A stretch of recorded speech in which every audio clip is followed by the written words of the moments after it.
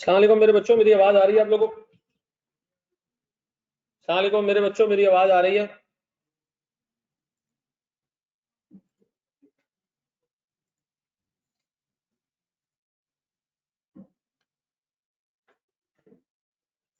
अच्छा भाई, हमारा चैप्टर 1 लास्ट क्लास में कंप्लीट हुआ था। उसके ऊपर मैं आपको दे रहा हूँ अभी सर तकरीबन को 25 के करीब सवालात। ठीक है ना, वो कॉपी हो रहे हैं।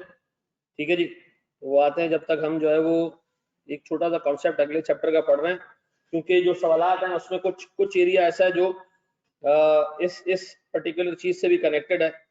तो मैं आज की क्लास के एंड पे आपको पिछले चैप्टर के सारे पास्ट पेपर के क्वेश्चंस पहले कराऊंगा, देन विल मूव अहेड। ठीक है जी, वो पीडीएफ भी मैं आपसे शेयर कर देता हूँ।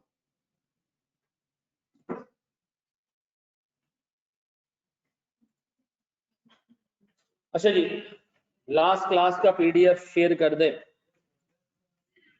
अच्छा चलो, मैं काम ये करता हूँ, या मैं इधर ना वो कर लेता हूँ। अच्छा देखो दोस्त, यार मैनुअल में भी अभी आप लोगों को शेयर कर लेता हूँ। वो बैठा मुझे वो है बैठा बस। ये चैप्टर 2 का पहला पार्ट है। ठीक है ना, लेकिन हमारी मजबूरी उसको इसलिए पढ़ रहे हैं कि जो चैप्टर 1 उसमें ये दोनों चीजें आती हैं। आज की क्लास के एंड पे ना मैं आपको चैप्टर 1 के सवाल करवाना शुरू करूँ। अच्छा देखो, एक चीज और कर रहा है, एक सपोर्ट वाला था। आप तमाम लोगों ने, मेरी आवाज आ रही है? क्या मेरी आवाज आ रही है दोस्त? आवाज आ रही है मेरी? दूर जाते हैं तो इशू होता है, ये तो मेरी बेगम बोलती है यार।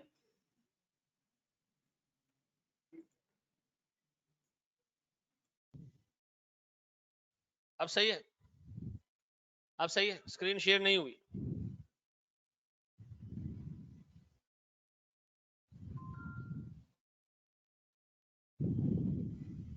है ऐसा? अच्छा जी, एक मिनट रुकना जरा। वो बुक की सॉफ्ट कॉपी भी शेयर कर लो बच्चों के साथ, और वो बुक की हार्ड कॉपी भी मुझे दे दो जरा। अच्छा भाई, मैंने जितना एरिया पढ़ाना है ना, सारों के नोट्स में डे 1 पे तुम्हें दे रहा हूँ, सारे के सारे।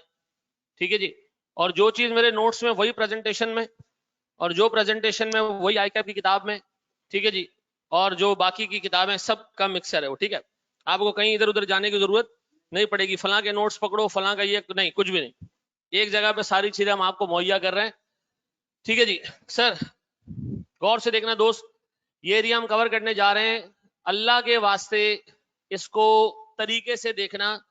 ये वो चैप्टर है जो आगे के 6 चैप्टर्स की बुनियाद है।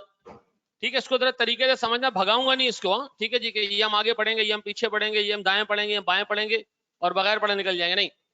जरा इसको तरीके से देखना है। ठीक है, मैं इस पे लगाऊंगा टाइम, 5-6 क्लासे लगाऊंगा सर इसके ऊपर। स्टार्ट करें? ये चैप्टर 2 स्टार्ट हो गया जी।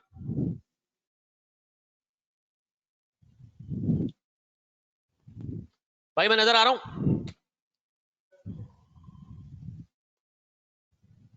ये इससे क्या होगा? हाँ अच्छा देखो यार, ये किताब है। ठीक है, ये मेरा पार्ट है खाली। ठीक है, ये मैं अभी आपको दे रहा हूँ पूरी बुक। कैमरे पे नजर आ रही है भाई? क्या चीज? हाँ, सॉफ्ट कॉपी फ्री है।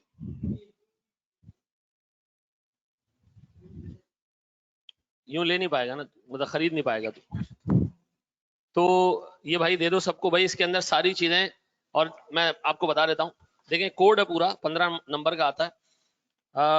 मैं इतनी मेहनत की है, ये लड़के ने जो है वो बड़ा इसके हिसाब किताब की चीजें जमा। ये है ना, मैंने पूरे 5 पेज पे लिया है, सब 6 पेजेस के ऊपर। ठीक है ना, अब इन 6 पेजेस पे मुकम्मल कोड है।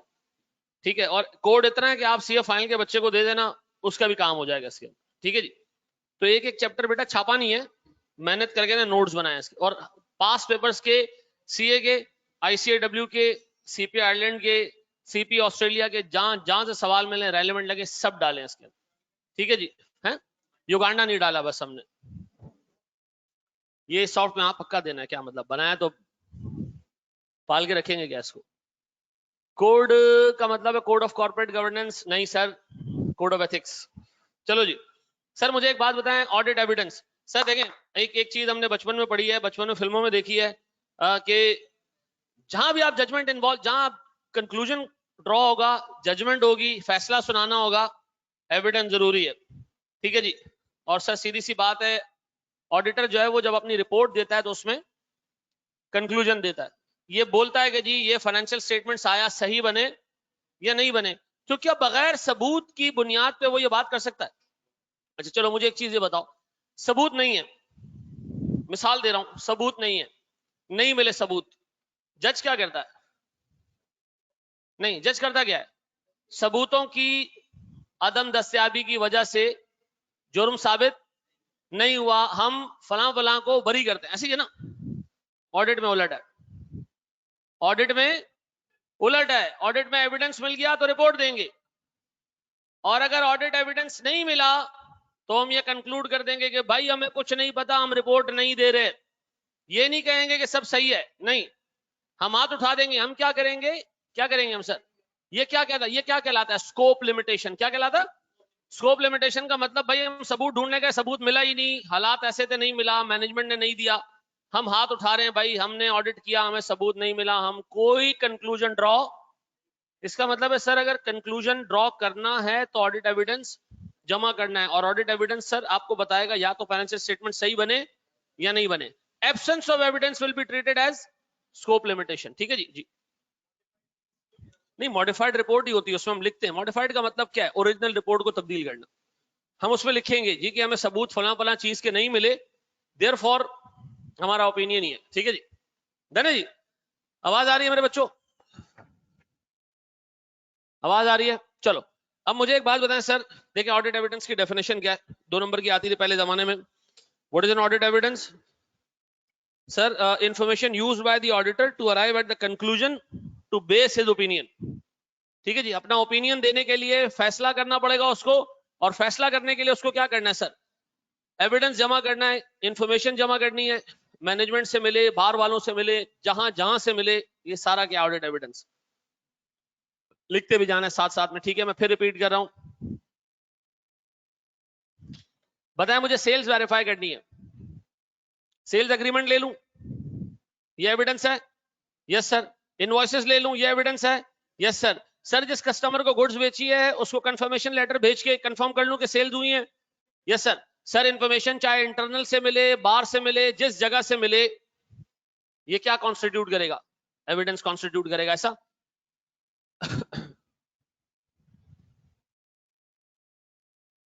बाहिज्जत बरी जी,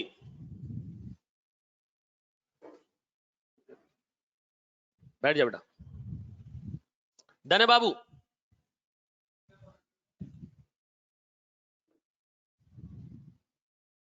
बैठ जा। सब ऑडिट एविडेंस हमने शुरू किया अभी। अच्छा एक बात बताओ, ऑडिट एविडेंस कैसा होना चाहिए? ऑडिट एविडेंस होना चाहिए सफिशिएंट एंड अप्रोप्रिएट। क्या चीज? आज की पूरी क्लास और अगली पूरी क्लास सिर्फ इन 2 वर्ड्स पे जाएगी हमारी। सफिशिएंट क्या है, अप्रोप्रिएट क्या है? ठीक है जी, आंखें दिमाग खोल के रखना। ठीक है जी, मैं ये नहीं बताऊंगा सफिशिएंट का मतलब होता है बेटा क्वांटिटी, और अप्रोप्रिएट का मतलब है क्वालिटी। नहीं, मैं डिटेल में घुसूंगा एक एक चीज के अंदर। ठीक है जी, आपका टाइम खराब करूंगा लेकिन चीज सिखा के उठूंगा। चले जी, sufficient and appropriate audit evidence क्या होना चाहिए सर? ऑडिट एविडेंस की क्वालिटी क्या है? सफिशिएंट होना चाहिए, और सफिशिएंट का मतलब है मात्रा में।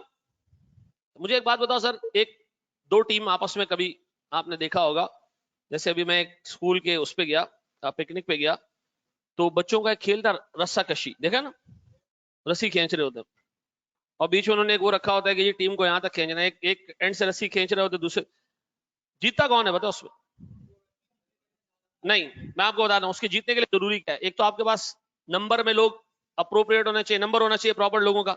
ठीक है जी, और दूसरा बंदे होने चाहिए तगड़े, नंबर भी पूरा होना चाहिए, और ऑडिट एविडेंस भी ऐसा ही है, नंबर भी पूरा होना चाहिए यानी सफिशिएंट भी होना चाहिए, अप्रोप्रिएट यानी तगड़ा एविडेंस होना चाहिए। तो याद रखना सर, ऑडिट एविडेंस आपको क्वांटिटी में भी मुकम्मल रखना है, और अप्रोप्रिएट भी हो, दोनों पे भी हम डिस्कस करेंगे। सफिशिएंट का क्या मतलब है डिटेल में, और अप्रोप्रिएट का क्या मतलब है, ज्यादा टाइम हमारा अप्रोप्रिएट पे लगेगा। भाई मेरी आवाज आ रही है ऑनलाइन वालों? हाँ या ना? ठीक है, लॉक हो गए क्या? चलो जी, बड़े एक स्टेप।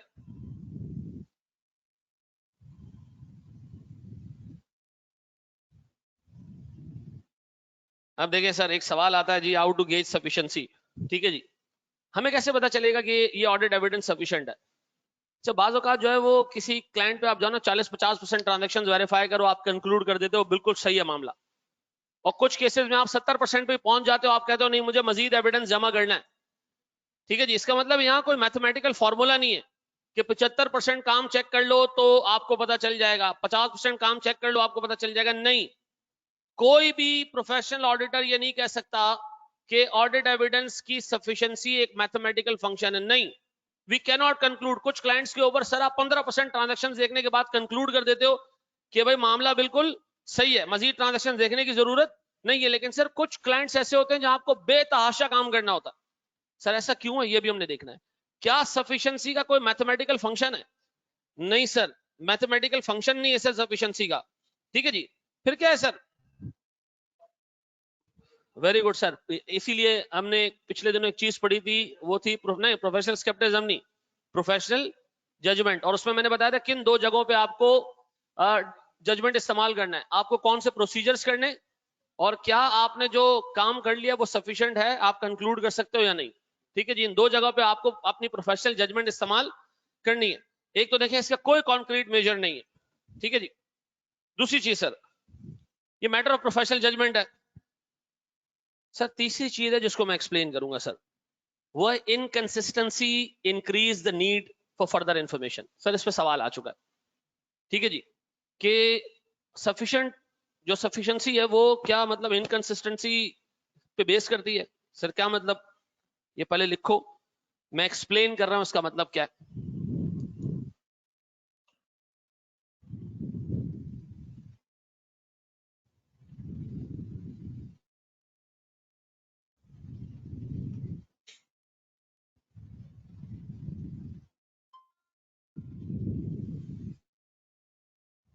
बढ़े आगे। हेलो, नहीं नहीं,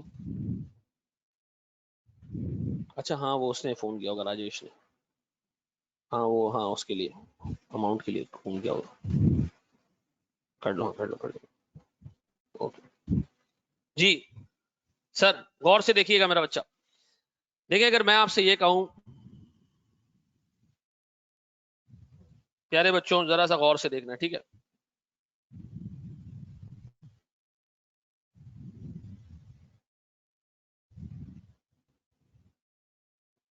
सर जरा जरा प्लीज यहाँ फोकस करना है ताकि ये चीज समझ आ जाए। Inconsistency increases the need of audit evidence का मतलब क्या है? यार एक बात बताएं, मेरी बुक्स में आ रहा है अकाउंट रिसीवेबल, ठीक है जी, अकाउंट रिसीवेबल फ्रॉम से पाशा, एक बंदा है सर, उससे मेरे रिसीवेबल है 500। अच्छा स्क्रीन शेयर नहीं हुई? स्क्रीन शेयर हो चुकी है यार। अच्छा यहाँ नहीं हुई, अल्लाह माफ करे, यहाँ से अब कैसे होगी? यही लगा हुआ है ना? अच्छा वो डिस्प्ले उसी को कर रहा है।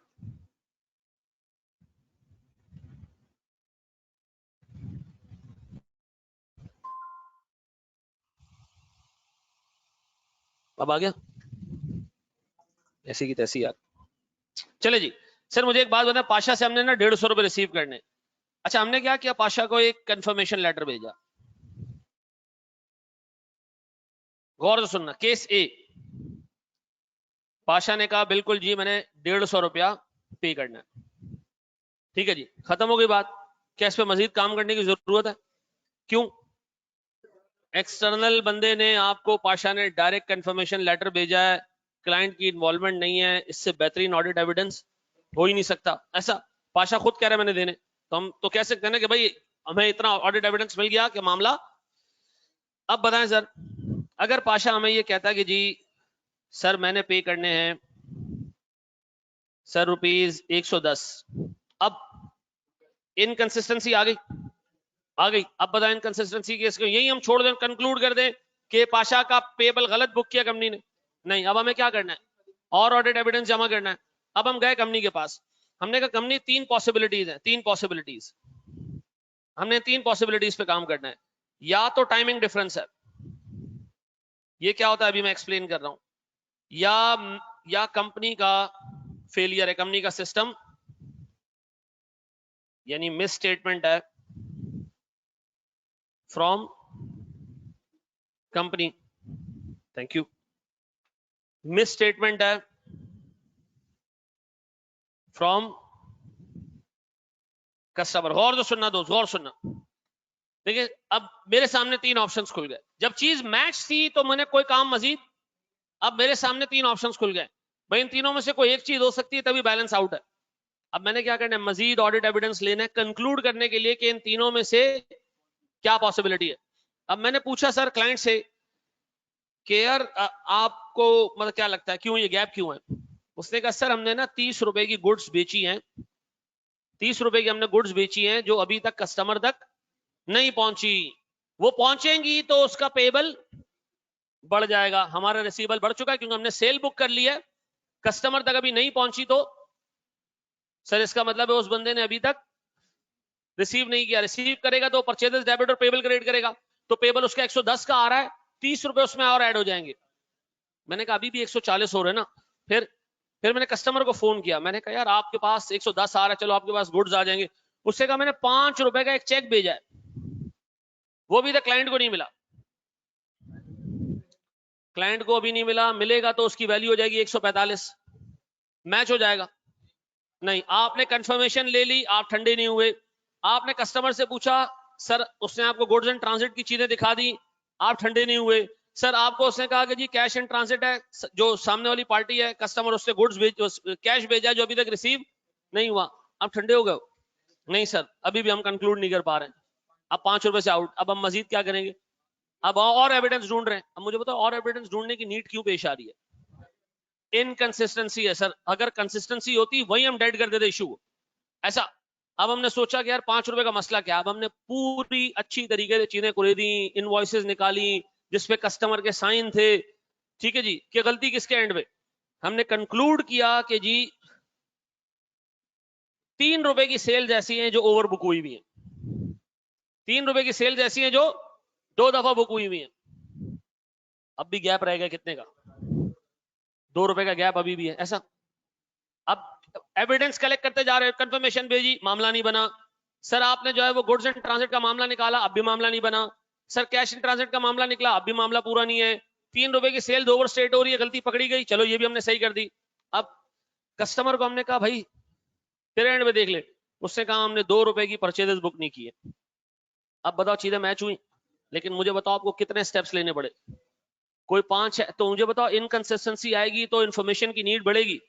अगर सर ऑडिट एविडेंस कंसिस्टेंट हो, कोरॉबरेट कर रहे हो, तो हमें मजीद एविडेंस की नीड नहीं पड़ती। अगर मैं आपसे पूछूं sir sufficiency is a matter of professional judgement, ऐसा कोई कॉन्क्रीट मेजर इसके लिए नहीं है, कोई मैथमेटिकल फॉर्मूला इसके लिए नहीं है। और सर ऑडिट एविडेंस में जितनी इनकंसिस्टेंसी आएगी सर हमारे पास इंफॉर्मेशन की एविडेंस की नीड और बढ़ेगी। सर जितने कंसिस्टेंट और कोरॉबरेटिव ऑडिट एविडेंस जमा होंगे, कम एविडेंस में भी हम कंक्लूड कर देंगे कि मामला सही चल रहे हैं, ऐसा है। ये 3 पॉइंट्स याद रहेंगे। पहला पॉइंट कोई कॉन्क्रीट मेजर नहीं है इसका, दूसरा point is a matter of professional judgement, तीसरा पॉइंट इनकंसिस्टेंसी जितनी रहेगी इंफॉर्मेशन की नीड उतनी बढ़ेगी, ऐसा। ये कॉपी कर लो सर।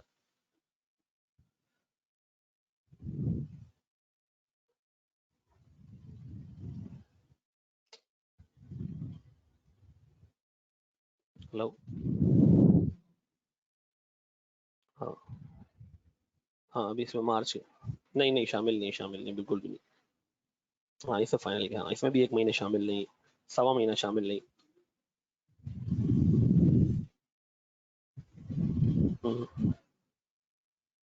1 महीने का ले लो, ठीक।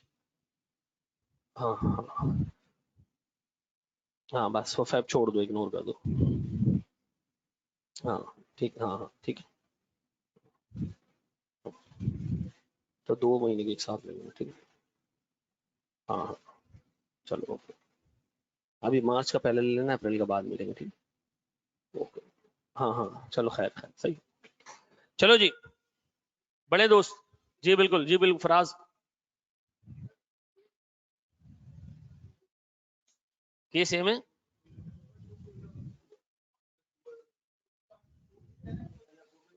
अच्छा देखो सुनो, जब रिलेटेड पार्टी होगी ना तो कंफर्मेशन कभी भी अप्रोप्रिएट ऑडिट एविडेंस होगा ही नहीं।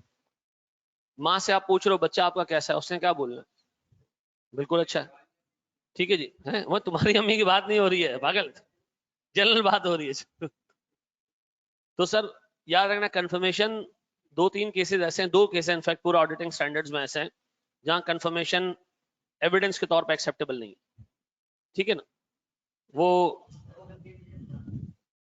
क्या चीज, नो कंक्रीट मेजर का मतलब बेटा कोई ये नहीं है कि यार कोई परसेंटेज है कि भाई इतने परसेंट ट्रांजैक्शंस वेरीफाई कर लो तो आप कंक्लूजन पे जा सकते हो, ठीक है जी। 5 ट्रांजैक्शंस देख लो, 6 ट्रांजैक्शंस देख लो, 10 डॉक्यूमेंट्स देख लो, ये कोई कंक्लूड कोई कॉन्क्रीट वो नहीं है, फॉर्मूला नहीं है। अब मिसाल के तौर पर मैं एक ऐसी कंपनी में जाके ऑडिट करता हूं जो कैश पे काम करती है और उसका सिस्टम इतना सोफिस्टिकेटेड है, इतना सोफिस्टिकेटेड है कि सर कोई 15 कंट्रोल्स लगे हुए उसके बाद जाके ना डील होती है। अब मैंने उस पर 10 ट्रांजेक्शन देखी, 10 तरीके जो सिस्टम को मैंने टेस्ट किया, कंट्रोल उसके टेस्ट किए, 10 जगह से मुझे सेटिस्फेक्शन हुई, मैं शायद 15% ट्रांजेक्शन पे कंक्लूड कर दूं कि सिस्टम बिल्कुल सही है और इस सिस्टम से बने हुए फाइनेंशियल स्टेटमेंट्स बिल्कुल सही, ठीक है जी। क्या जी, अभी आ रहा है बहुत, लाइन से सब्सटेंस ओवर फॉर्म के 3 केसेस अभी आ रहे हैं जी। उसकी भी डॉक्यूमेंट्स को देखो, मेरी बात सुनो, देखो सुनो, जब मैं कस्टमर को कंफर्मेशन भेजता हूं ना कि भाई इसको कंफर्म करो, केस है वो एक इंडिपेंडेंट बंदा है, जो सामने वाली पार्टी है वो मेरी रिलेटेड पार्टी नहीं है, वो एक इंडिपेंडेंट इंडिविजुअल है, ठीक है जी। अब वो जब मुझे कंफर्म करेगा कि भाई इतने पैसे वाकई मैंने देने, तो ये मेरे लिए सफिशिएंट एविडेंस है, काम हो गया।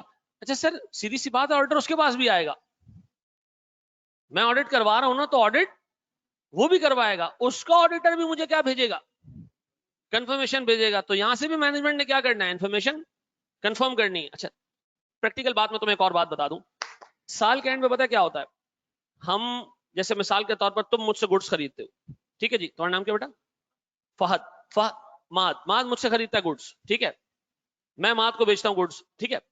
तो मैं माद को ना अपना लेजर भेजूंगा, क्या भेजूंगा, लेजर भेज दूंगा कि माद ये मेरा लेजर है, ये मेरे हिसाब से तुमने मेरे से ट्रांजेक्शंस किए, चेक कर लो, तुम अपना लेजर भी मुझे भेज दो।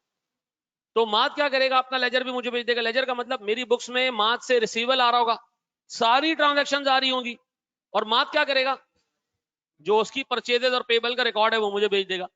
हर साल के एंड पे मेजॉरिटी क्लाइंट्स के बीच में इस तरह की चीजें एक्सचेंज होती है, ताकि सिर्फ बैलेंस नहीं, सारी ट्रांजेक्शंस भी वेरीफाई हो सके, ठीक है जी। तो इतना मसला नहीं। हाँ रिलेटेड पार्टी के केस में ये कोई चीज एविडेंस के तौर पे काउंट नहीं होगी। टाइमिंग डिफरेंस का मतलब क्या है बेटा, ये टाइमिंग डिफरेंस है, हमने गुड्स बेची इसको, अभी तक सामने वाली पार्टी को रिसीव नहीं हुई, थोड़ा सा टाइम गुजरेगा रिसीव हो जाएंगी। सामने वाली पार्टी ने हमें कैश भेजा, ये रिसीव नहीं हुआ, हमें अभी तक रिसीव होगा तो काम हो जाएगा, बैलेंस हो जाएंगी चीजें, ठीक है जी। Timing difference is cash in transit and goods in transit, बिल्कुल सही हसन जी। क्या चीज, रिलेटेड पार्टी सब्सिडरीज होती हैं, एसोसिएट्स होती हैं, वो जगह होती हैं जहां आपका डायरेक्टर्स कॉमन है। 16 पॉइंट्स है उसकी डेफिनेशन, 16 चीजें सर, ठीक है। आ रहा है आगे अगला स्टैंडर्ड हमारा, इसके बाद रिलेटेड पार्टी है 550 जी। बड़े अब बताएं सर, मैं जा रहा हूं दोबारा उसके ऊपर सर।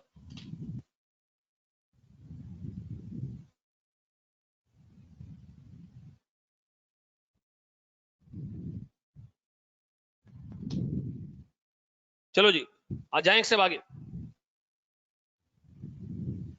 सही जी। प्यारे बच्चों, सर ये आपने कौन सी तस्वीर डाली है? ये क्या है, ये तस्वीर किस चीज की है? क्या ये तस्वीर तुम्हें इस पर्टिकुलर प्रेजेंटेशन के साथ अप्रोप्रिएट लग रही है? नहीं लग रही है ना, यही आपको सिखाना है कि इन्फॉर्मेशन अप्रोप्रिएट होनी चाहिए। अल्लाह की कसम मुझे इससे ज्यादा और कोई एक्सप्लेनेशन नहीं पता थी, क्या फजूल चीज डाली है मुझे खुद भी नहीं पता, ठीक है। हैं रिलेटेड पार्टी बेटा स्टैंडर्ड है पूरा, हमने आगे बढ़ना। अमान आ रहा है बेटा, आप देखो,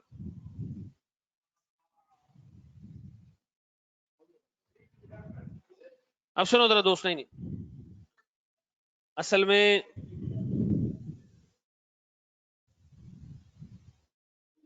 चलो जी प्लीज बोर्ड पे देखो, ये कह रहे sufficiency the measure of quantity of audit evidence, sufficiency of audit evidence affected by sir 7 marks का सवाल है पेपर्स में कि बताएं सफिशिएंसी किन चीजों पे डिपेंड करती है। आपने भी कहा sufficiency is a matter of professional, तो जजमेंट करते वक्त ऑर्डर सामने रखता है ना कुछ चीजें। मिसाल के तौर पर मैं आपसे कहूं कि भैया आप क्वालिफाई हो चुके हैं, आप शादी कर लें,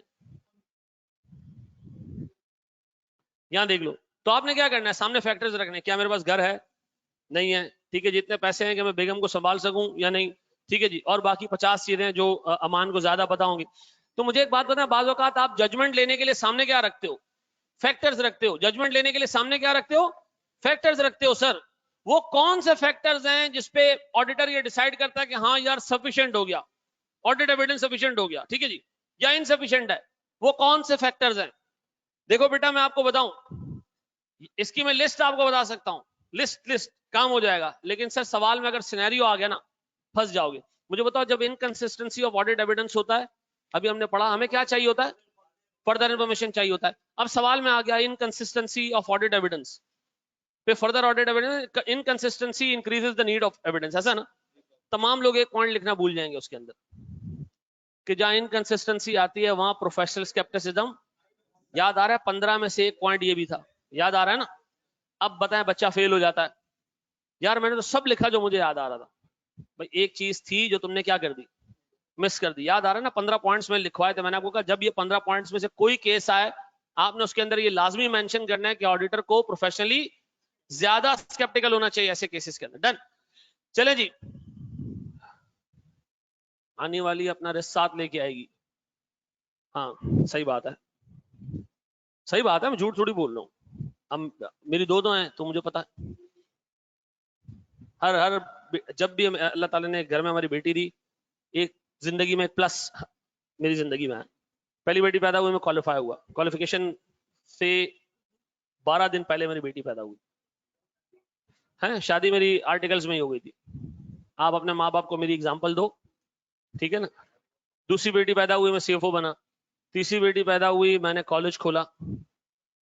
चौथी बेटी पैदा हुई तो अल्लाह का शुक्र है कि नहीं एफसीए नहीं हो गया, एफसीए होना कोई बड़ी बात नहीं है, कॉलेज इतना फ्लरिश कर गया और बिजनेस खोल लिए। दूसरी बेगम आई और बिजनेस बढ़े। अभी मैं सोच रहा हूँ कि बकवास नहीं करो, यहाँ देखो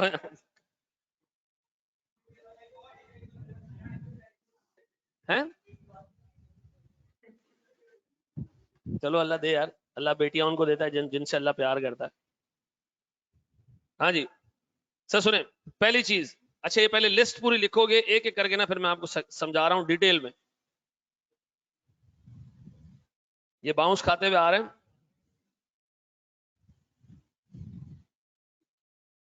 ये देख रहे हैं ना बेटा इसके हाथ में। हाँ।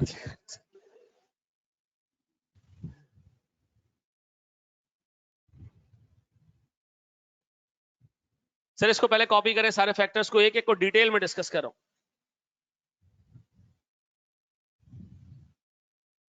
किन चीजों पे सफिशिएंसी बेस करती है,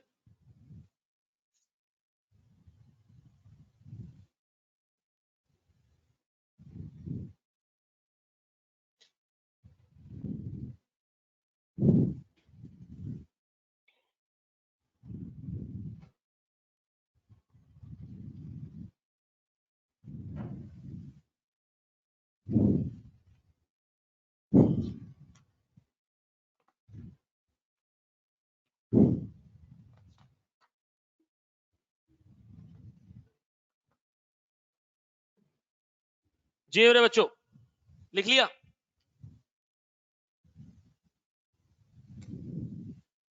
अल्लाह के वास्ते एक प्रॉपर रजिस्टर बनाना ऑडिट का, जो क्लास का काम है, यही नोट्स हैं, अभी नोट्स आपको मिलेंगे ना 100% यही होंगे, ठीक है जी, यही आई कैप की किताब है, यही प्रेजेंटेशन है, सारी चीजें एक ही चीज है।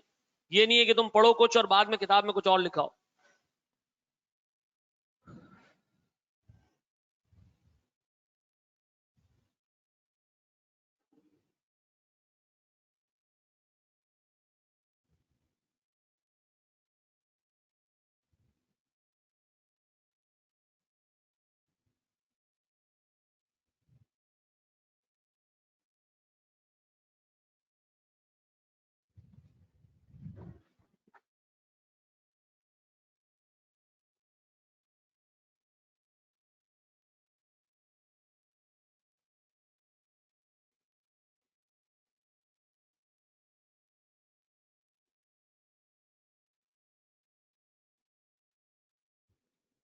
कर लिया, कर लेगा अभी।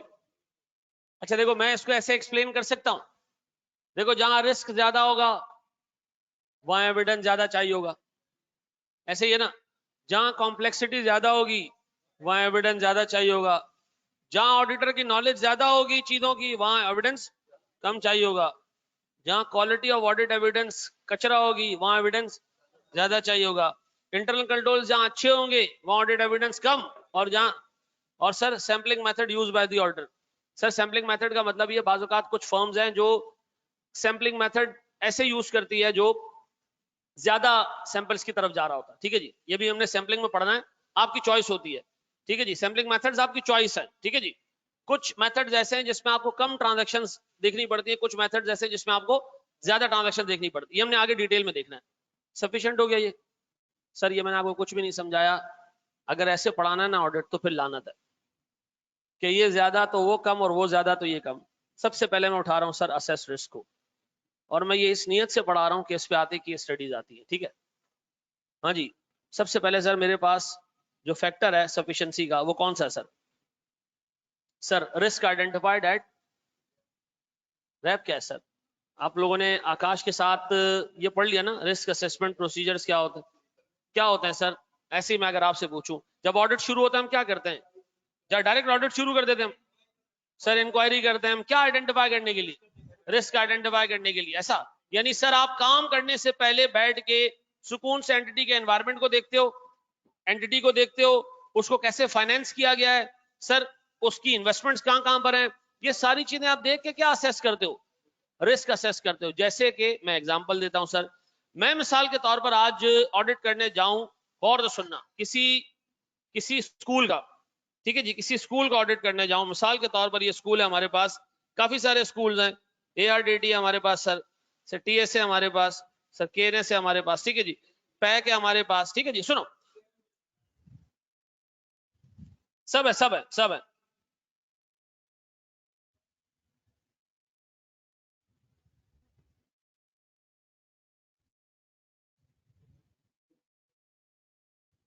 अब बताइए, ये सारे स्कूल हैं हमारे पास ना, मैं इनका ऑडिट करने जाऊं, और तो सुनो, पहली चीज मेरे ध्यान में क्या आनी चाहिए भाई? हालात अच्छे नहीं है, प्रोफेशन का बेड़ा गर्क हो रहा है, ठीक है जी। कोई 2000 के करीब लोग ऐसे जिनकी इंडक्शंस नहीं हुई फॉर्म में, ठीक है जी। क्वालिटी A लेवल्स का बच्चा और क्वालिटी इंटरमीडिएट बोर्ड का बच्चा वो IBA को प्रेफर करता है, ठीक है जी। IBA ने एक नया प्रोग्राम लॉन्च किया, ICAP ने उसको खुद मदद की, अपने ही कातिल को तैयार किया, सर अच्छा बच्चा वहां चला जाता है BS अकाउंटिंग एंड फाइनेंस में, ठीक है जी।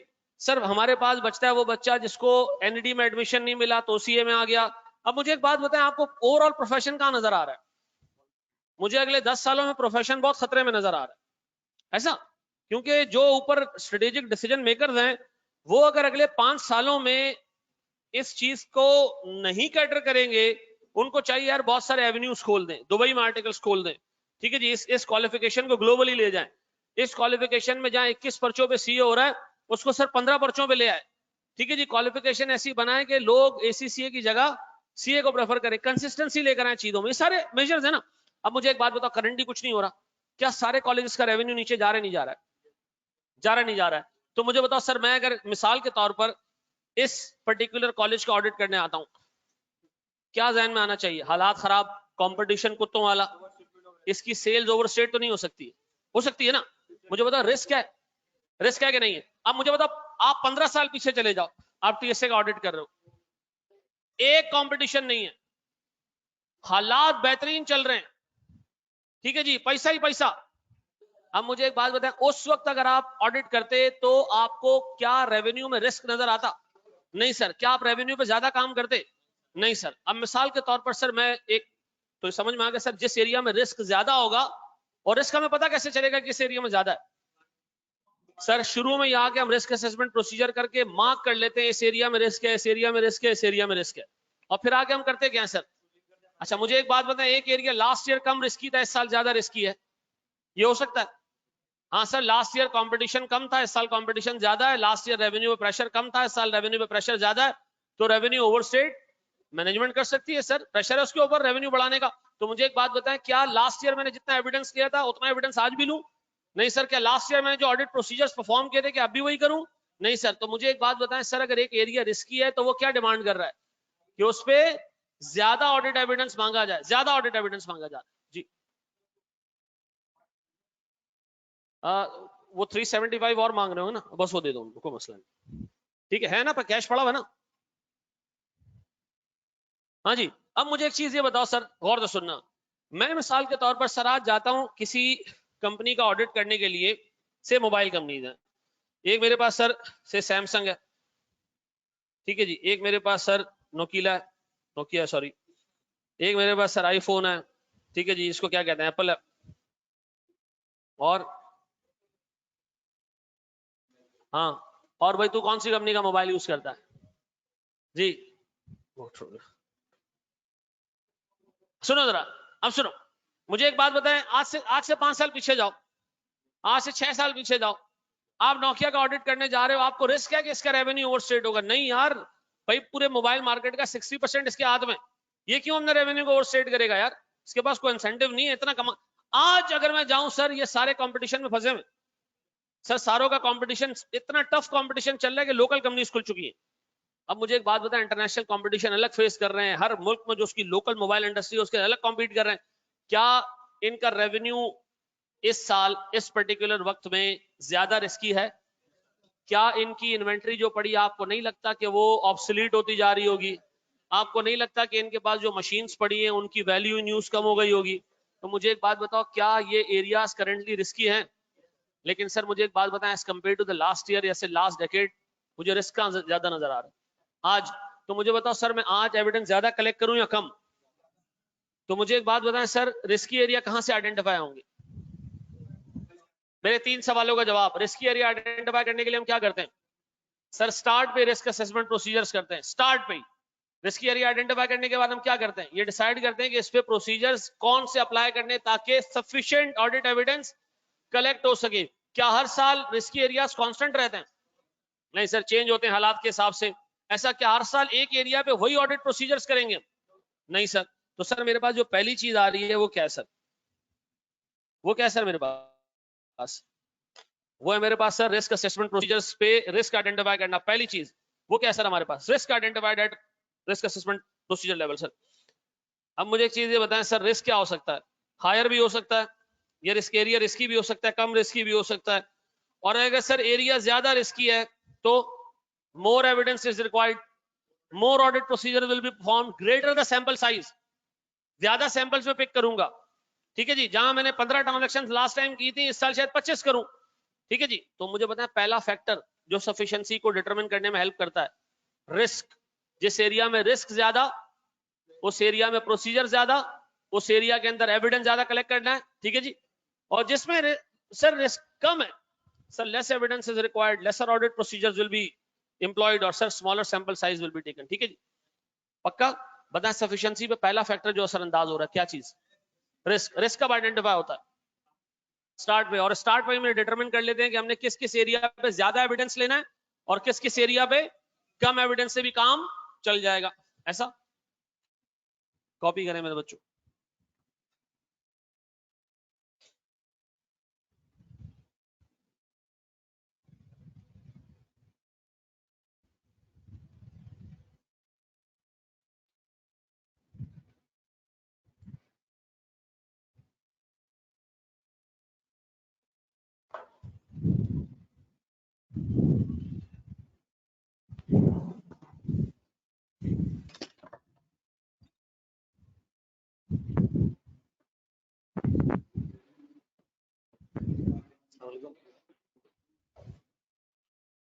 मैं कह रहा हूँ कि कंसम्पशन क्या है, नहीं तो फिर अभी नहीं दे सकता।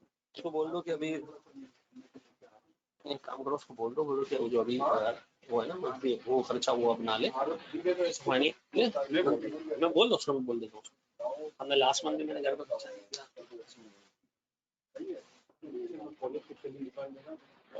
कोई मसला नहीं।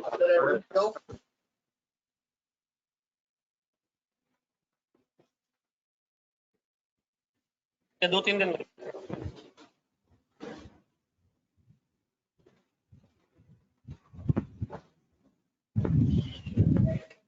जी मेरे बच्चों, कर लिया? कर लिया कॉपी? क्या देख रहा है? अच्छा जी, दूसरी चीज सर, सेकंड चीज सर,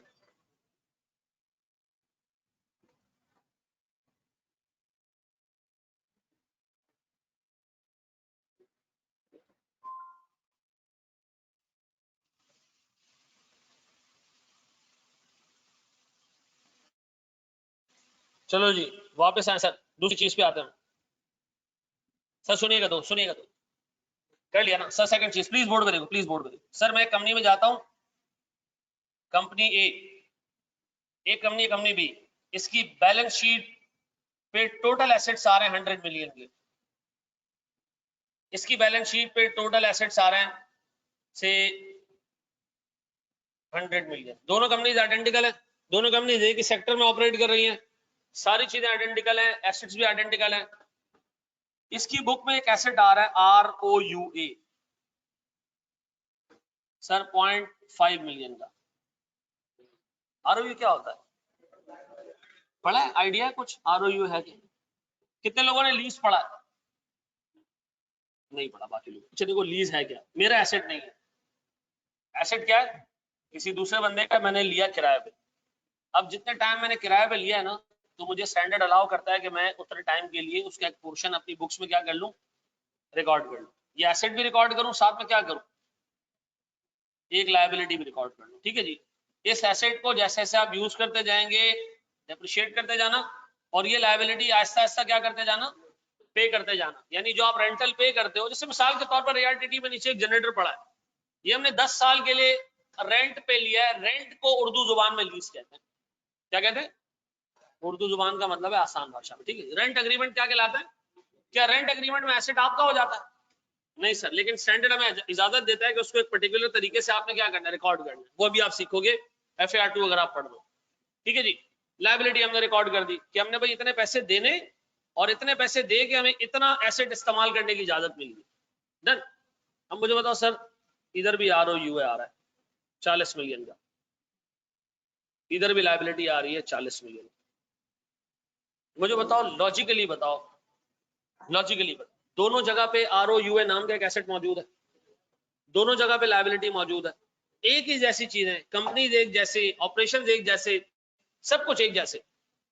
कंपनीज एक जैसी तो रिस्क भी एक जैसा, क्यों? एनवायरमेंट एक जैसा दोनों का। ठीक है जी।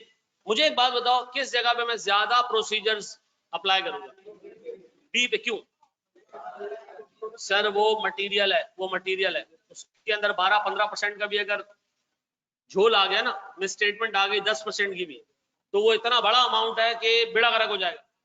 इसका मतलब है, देखें दोनों चीजें एक ही जैसी हैं, दोनों पे एक ही शेड्यूल होगा, एसेट्स मौजूद होंगे, लायबिलिटी होगी, एक इतना सा पोर्शन है और एक इतना बड़ा पोर्शन है। तो मुझे एक बात बताओ, ज्यादा सफिशिएंट एविडेंस ढूंढने के लिए मुझे क्या करना पड़ेगा? इधर मैं शायद 10 प्रोसीजर्स परफॉर्म करूं, इधर मैं शायद 4 प्रोसीजर में कंक्लूड कर दूं कि मामला बिल्कुल, क्योंकि मेरा रिस्क नहीं है ना। 100 मिलियन की बैलेंस शीट पे 0.5 मिलियन का total right of use asset है। अगर सर इसका 5% आउट भी हो गया, 10% आउट भी हो गया, गलत भी हो गया, तो मेरा रिस्क कवर्ड है, तो मसला नहीं है, मटेरियल में स्टेटमेंट नहीं होगी। लेकिन इधर अगर सर 10% आउट हो गया ना, तो मेरे लिए मामला क्या हो जाएंगे, खराब हो जाएंगे। तो मुझे एक बात बताएं, दूसरी चीज जिसपे sufficiency of audit evidence base करता है वो क्या है? मटीरियलिटी। क्या चीज? यानी जिस आइटम का आप ऑडिट करने जा रहे हो वो कितना मटीरियल है।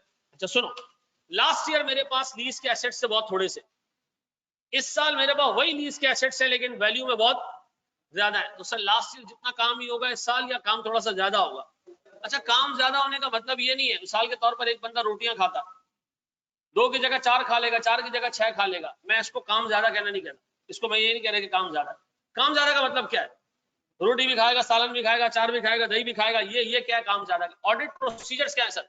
मुझे बताओ, इस जगह पे मिसाल के तौर पर इस जगह पे इंस्पेक्शन होगी, इस जगह पे भी होगी। ठीक है जी। इस जगह सर मिसाल के तौर पर रिकम्प्यूटेशन नहीं होगी, यहां रिकम्प्यूटेशन होगी। एक प्रोसेस है। क्यों? मैं बात कर रहा हूं sir nature of audit procedures की। मुझे बताओ कहां पर ज्यादा टाइप के ऑडिट प्रोसीजर्स अप्लाई होंगे? इधर क्वांटिटी में भी ज्यादा और एक्सटेंट भी ज्यादा, हर तरीके से हम इसको वेरीफाई करेंगे, इतना बड़ा अमाउंट है। सर यहां पर यहाँ पर थोड़े से ऑडिट एविडेंस, थोड़े से प्रोसीजर्स भी लगाऊंगा, काम हो जाएगा सर। अगर इधर मैंने 5 प्रोसीजर्स लगाए, इधर मैं सर 2-3 में भी काम चला लूंगा। पहली चीज क्या दी, रिस्क आइडेंटिफाई कर लो, जो एरिया रिस्की है उस पर ज्यादा काम, जो कम रिस्की है उस पर कम काम। Number 2 materiality. अच्छा मुझे बात बताओ, ये रिस्क और मटेरियलिटी ये दोनों मुझे प्लानिंग स्टेज पे पता होता है?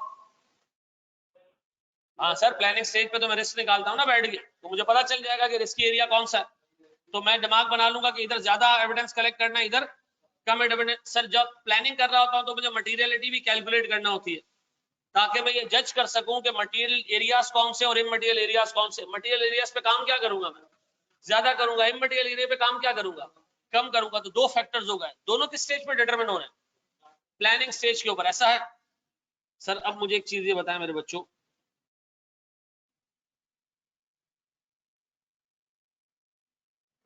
अब बताएं सर, मेरे पास मटेरियलिटी, या तो सर एरिया मटेरियल होगा या नहीं होगा, ठीक है जी।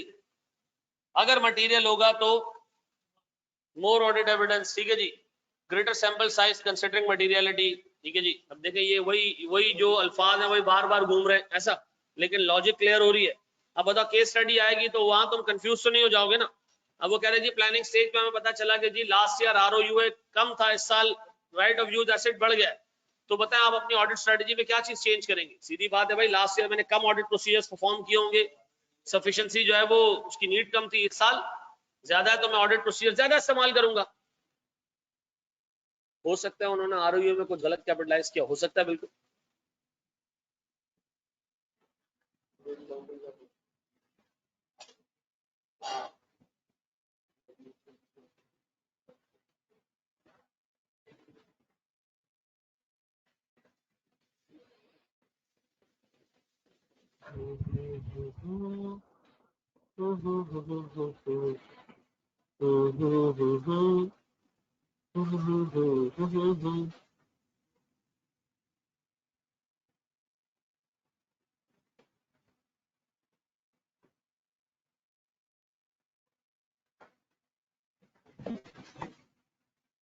जी जनाब। MM मटेरियल में स्टेटमेंट भाई क्या हो गया, माजिद मसूद लाना तुम्हारी शक्ल पे।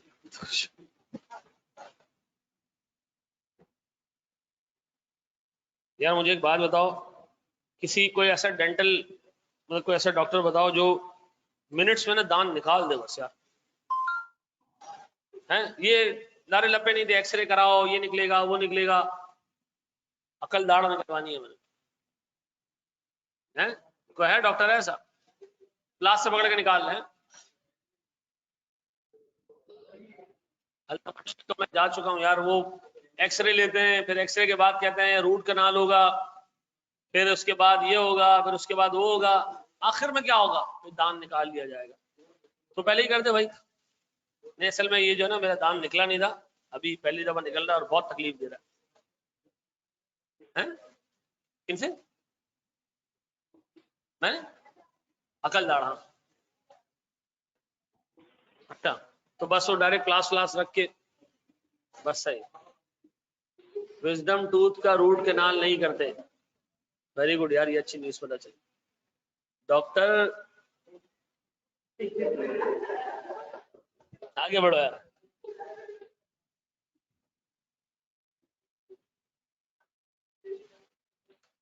अच्छा जी सर, बोर्ड को देखिएगा, लीज कॉन्ट्रैक्ट की हमने एग्जांपल दे दी, ठीक है जी। आगे बढ़े दोस्त। तीसरी चीज सर कॉम्प्लेक्सिटी, और तो सुनना। पहली चीज रिस्क, दूसरी चीज मटेरियलिटी, तीसरी चीज तुम लोग का फिर अब वही मसला होगा।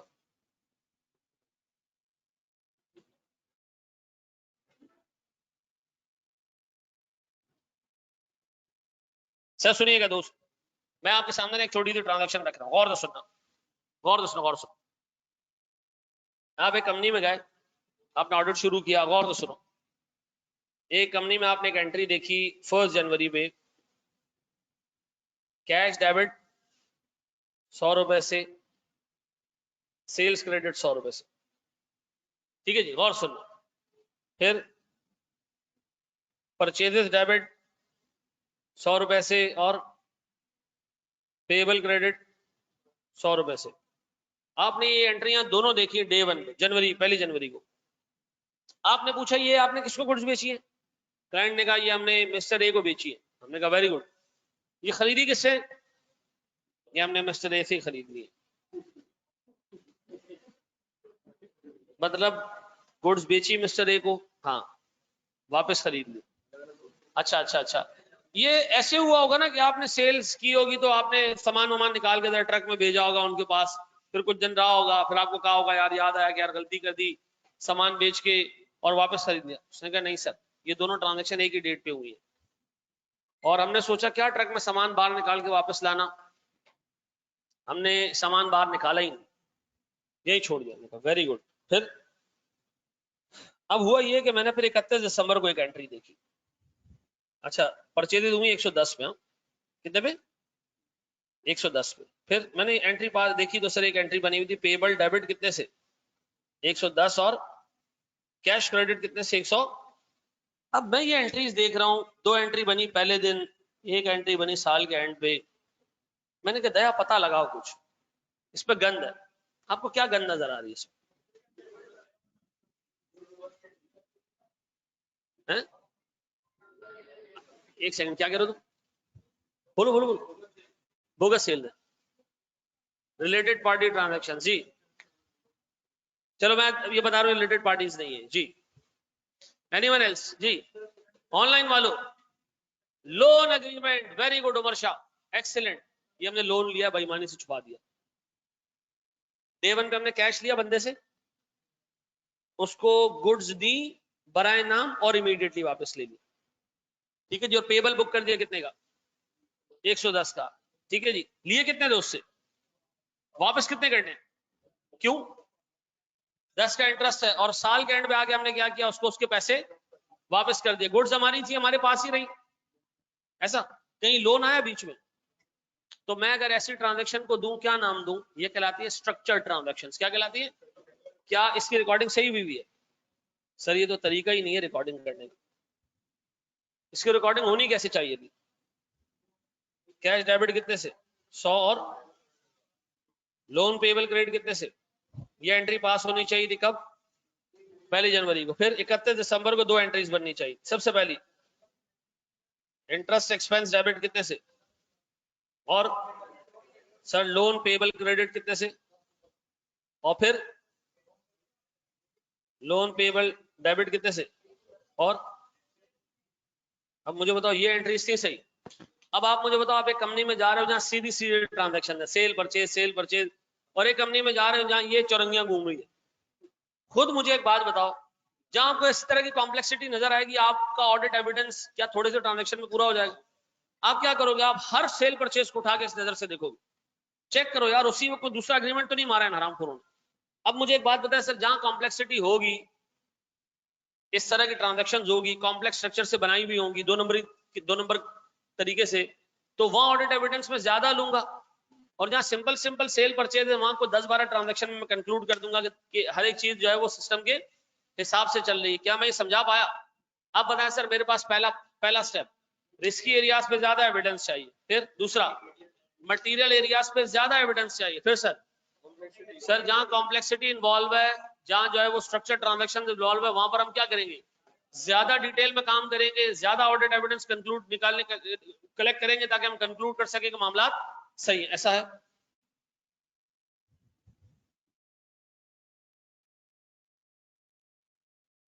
मुझे ये समझ नहीं आ रहा है, ये कॉम्प्लेक्सिटी में दराज क्यों खुला हुआ, तो बंदा परेशान है। कॉम्प्लेक्स एरिया होंगे, लेस कॉम्प्लेक्स एरियाज होंगे, कॉम्प्लेक्स एरिया के ऊपर गौर से सुनना। देखो, स्ट्रक्चर ट्रांजैक्शंस होंगी कॉम्प्लेक्स एरिया में, 2 नंबर तरीके से जो है वो स्ट्रक्चर की होती है अक्सर बेशतर। Difficult to understand the business rationale. अभी आपने देखा ना यार, गुड्स बेची, खरीदी, आप सोच में पड़ गए ये क्यों किया है, इसके पीछे रीजन क्या है, रैशनल क्या है इसके पीछे? ऐसा है कि नहीं? तो स्ट्रक्चर ट्रांजैक्शन के पीछे आपको क्या करना पड़ता है? रैशनल ढूंढना पड़ता है कि क्यों की गई है। तो उसके लिए आपको क्या करना पड़ता है? ऑडिट एविडेंस भी ज्यादा जमा करना है। तो सर मुझे एक बात बताएं, difficult to understand business rational, more evidence to conclude that items are correctly accounted for, more procedures, larger samples। उधर रूटीन ट्रांजैक्शन, सेल परचेज, सीधी सीधी, easy to understand the economics of the transaction. Sale है तो cell है, purchase है तो purchase है, कोई लंबी चौड़ी कहानी नहीं है सर। Reasonably less evidence suffice the need और comparatively lower samples and procedures, ऐसा है। अब इसको नोट करो क्या चीज, इसकी बात करो। देखो मुझे एक बात बता, अभी हमने ट्रांजैक्शन देखी जिसमें सेल आ रही थी, परचेज आ रही थी। जब तक मैंने नहीं बताए थे लोन अग्रीमेंट है, आप लोगों को इसका आइडिया नहीं था। तो इसका मतलब है इस ट्रांजैक्शन के पीछे असल ऑब्जेक्टिव क्या था, लोन को छुपाना। तो स्ट्रक्चर ट्रांजैक्शन के अंदर जो बिजनेस रैशनल होता है वो आइडेंटिफाई करना मुश्किल होता है, ठीक है ना। Very good sir. लोन छुपाने का फायदा ये हुआ कि जो लोन पेबल है ना वो शॉर्ट टर्म लायबिलिटी है और कहीं पे भी इंटरेस्ट बेरिंग नहीं होती, ठीक है ना। नहीं, करंट रेशियो का ऑब्जेक्टिव नहीं होता, डेट टू इक्विटी रेशियो बड़े रेशियोज होते हैं, ठीक है ना, वहां हमारी बचत हो जाती है। दूसरा, इंटरेस्ट बेरिंग लायबिलिटी नहीं होती, जो ट्रेड क्रेडिटर्स है उस पर कोई सूद वूद। आप मिसाल के तौर पर यार एक कस्टमर से एक सप्लायर से गुड्स खरीदी 500 रुपए की, आपने उसको 500 ही देने, 510 नहीं देने, तो इंटरेस्ट का अरेंजमेंट छुप गया, ठीक है जी। और प्लस सबसे अच्छी बात ये होती है इस तरह के ट्रांजैक्शन को छुपाने का कि आप बैंक से जब लोन लेने जाते हो ना तो वो आपको ऑलरेडी ये कंसिडर नहीं करता कि आपने लोन लिया हुआ है, ठीक है जी। स्क्रीन नहीं आ रही है क्यों भाई? नहीं, पीएनएल तो वैसे ही सेल परचेज की वजह से भी हिट हो जाएगा, वो मसला नहीं है।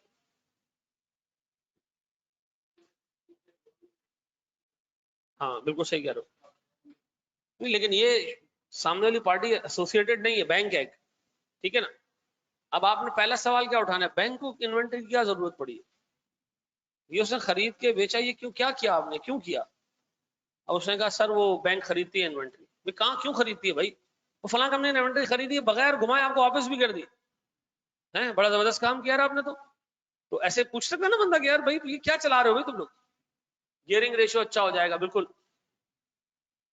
बिजनेस रैशनल का मतलब है रीजन फॉर ट्रांजैक्शन, क्या जरूरत पेश आई है ट्रांजैक्शन करने की, आखिर इसके पीछे है क्या, दया पता लगाओ।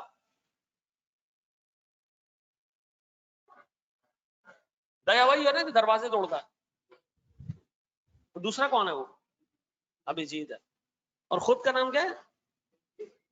प्रतिमन्यु होते हैं। एक सारिका है और दूसरा कौन है? डॉक्टर सालुंकी। पूरा बचपन हमारा ये देख देख के। कौन से? हाँ हाँ, वो ये मालूम करा लेते हैं गोली किस बंदूक से चली है, कितने फीट के फासले से चली है, बंदूक का मुंह ऊपर था या नीचे था, गोलियां असली थी या 2 नंबर दिया।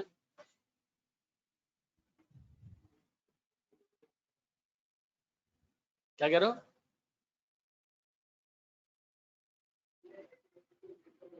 इसकी इसकी एंगेजमेंट हो गई? कहाँ आ गया हूँ मैं यार, कहाँ आ गया?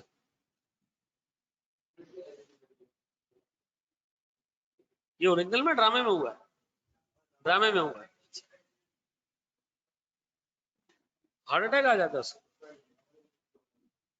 पता नहीं भाई,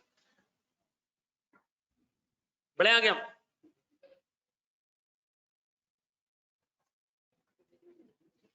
ऐसी बातों में हार्ट अटैक नहीं आना चाहिए, इंसान को आगे बढ़ जाना चाहिए है। सलमान खान से किसी ने पूछा जब आपको ऐश्वर्या राय छोड़ के चली गई थी तो the best advice that you got at that time वो क्या थी? उसने कहा मुझे एक दोस्त ले गया एक्वेरियम में, उसने कहा पानी एक्वेरियम में हाथ डालो, तो हाथ डाला मैंने, कहते क्या है इसमें, मैंने कहा बहुत सारी मछलियां, कहते मैं समझ गया। जी बड़े आ गए हम हैं। फिर हाँ, फिर जो ऐश्वर्या का जब पहला बेटा हुआ अमान, ठीक है ना, बड़े आ गए हम दोस्त। वो तेरी खैर बेहतरीन, आजा भाई आजा, आ ही नहीं रहो। अच्छा आ गया। हाँ जी सर। दूसरी चीज, पहली चीज सर ऑडिटर का एक्सपीरियंस सर। अब सुनो जरा दोस्त, मैं दोबारा उस पर जाऊंगा सर, और सुनो। आप एक दफा चले जाए सर, इकट्ठा होके आ जाए। ठीक है। चलो एक बात बताओ सर, हमारी फर्म में ना जहां मैंने काम किया केपीएमजी में, उधर उधर उधर सेक्शन हैं दो, फाइनेंशियल सेक्टर और नॉन फाइनेंशियल सेक्टर। ऐसा फर्गसन में भी ऐसा ही है, ईवाई में भी ऐसा ही है, बिल्कुल पूछ सकते हो। तो नॉन फाइनेंशियल सेक्टर में कुछ लोग ऑडिट करते हैं, कुछ पार्टनर्स हैं जो चैंपियन है नॉन फाइनेंशियल्स के, ठीक है जी, और कुछ ऐसे जो फाइनेंशियल्स के बाप है। अच्छा, मैं फर्गसन में मेरी ज्वाइनिंग हुई तो मुझे ये वाला सेक्शन मिला, और मैं शुरू से फाइनेंशियल सेक्टर में जाना चाहता था। तो सीधी सी बात है, प्रैक्टिकल एंट्रेंस आ गई भाई, फर्गसन वालों ने कहा नहीं हम आपको देंगे ही नहीं फाइनेंशियल सेक्टर। तो मैंने बहुत रिक्वेस्ट की कि यार मतलब मेरे सारे दोस्त भी फाइनेंशियल में गए, उन्होंने कहा नहीं यार हम लोग करते हैं कि फर्स्ट अटेम्प्ट के जितने लोग आते हैं उसको नंबर ऑफ सेक्शन से डिवाइड करते हैं और हर सेक्शन को 2-2 3-3 बच्चे दे देते हैं, तुम्हारे नसीब में ही आया है। अब मैंने कहा ऐसी की तैसी, मैं फर्गसन छोड़ दी, मैं चला गया केपीएमजी। केपीएमजी में गया, मैंने फाइनेंशियल सेक्टर में ही काम किया है पूरे 4 साल, banks, mutual funds, insurance companies, इन्हीं में काम किया। मेरा जो पार्टनर था जिसको मैं रिपोर्ट करता था, उसकी 25 साल की जॉब है जो फाइनेंस सेक्टर देखता है।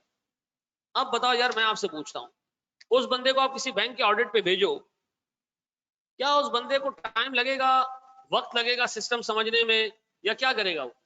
यार वो बंदा सीधा जाके नब्ज पे हाथ रखेगा, इधर मसला है ऐसा। तो सर इतना एक्सपीरियंस है कि वो थोड़े से काम में भी असेस कर लेगा कि मामला किधर खराब है ऐसा।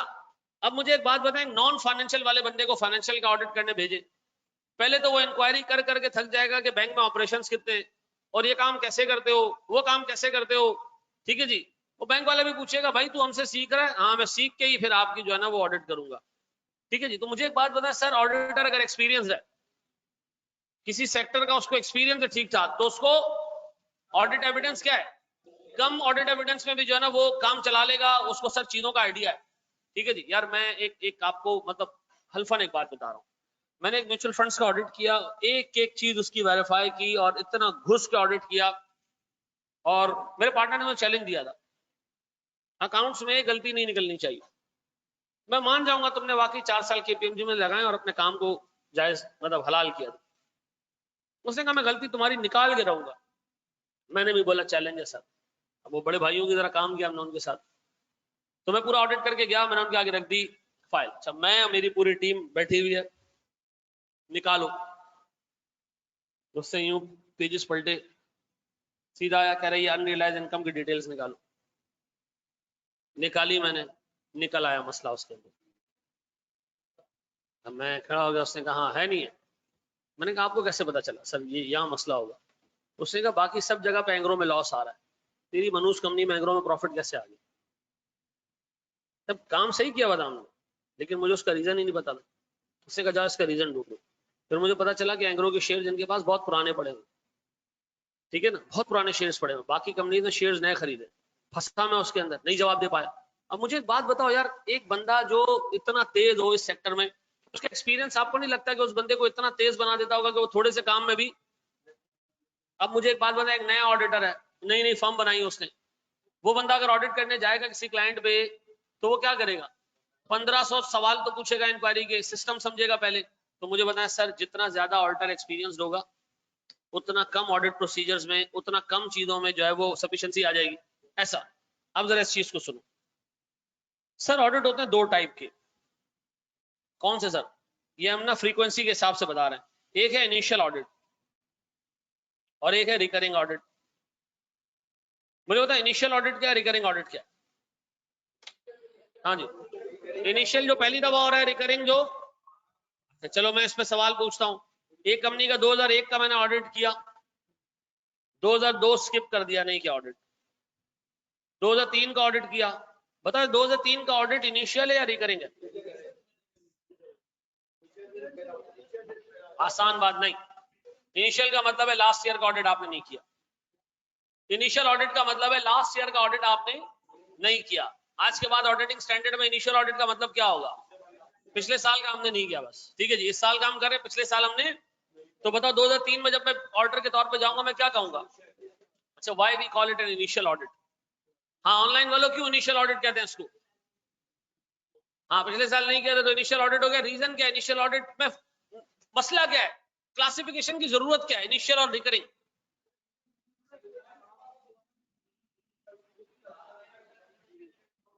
अच्छा मुझे एक बात बताओ, सुनो सुनो सुनो, 2003 का मैं ऑडिट कर रहा हूँ और सुनो, मैंने 2002 का ऑडिट नहीं किया। मेरे पास पीपी की क्लोजिंग बैलेंस आ रहा है 100 रुपए का, या से 1000 रुपए का, या से 1 लाख रुपए का, 1 मिलियन का आ रहा है। ये क्लोजिंग बैलेंस आ रहा है। ये क्लोजिंग बैलेंस कैसे आया है? सर लास्ट ईयर का ओपनिंग रहा होगा, इसमें एडिशन हुई होंगी, डिस्पोजल हुई होंगी, और सर डेप्रिसिएशन। ऐसा डेप्रिसिएशन इस साल का है, डेप्रिसिएशन इस साल का है, वेरीफाई कर सकता हूं। Yes sir. डिस्पोजल इसी साल के, वेरीफाई कर सकता हूं। Yes sir. एडिशन इसी साल के, वेरीफाई कर सकता हूं। Yes sir. Opening balance, opening balance तो पिछले साल से आ रहा है ना, पिछले साल तो मैं ऑर्डर था ही नहीं। व्हाट इफ के लास्ट ईयर के बैलेंसेस में मसला हो?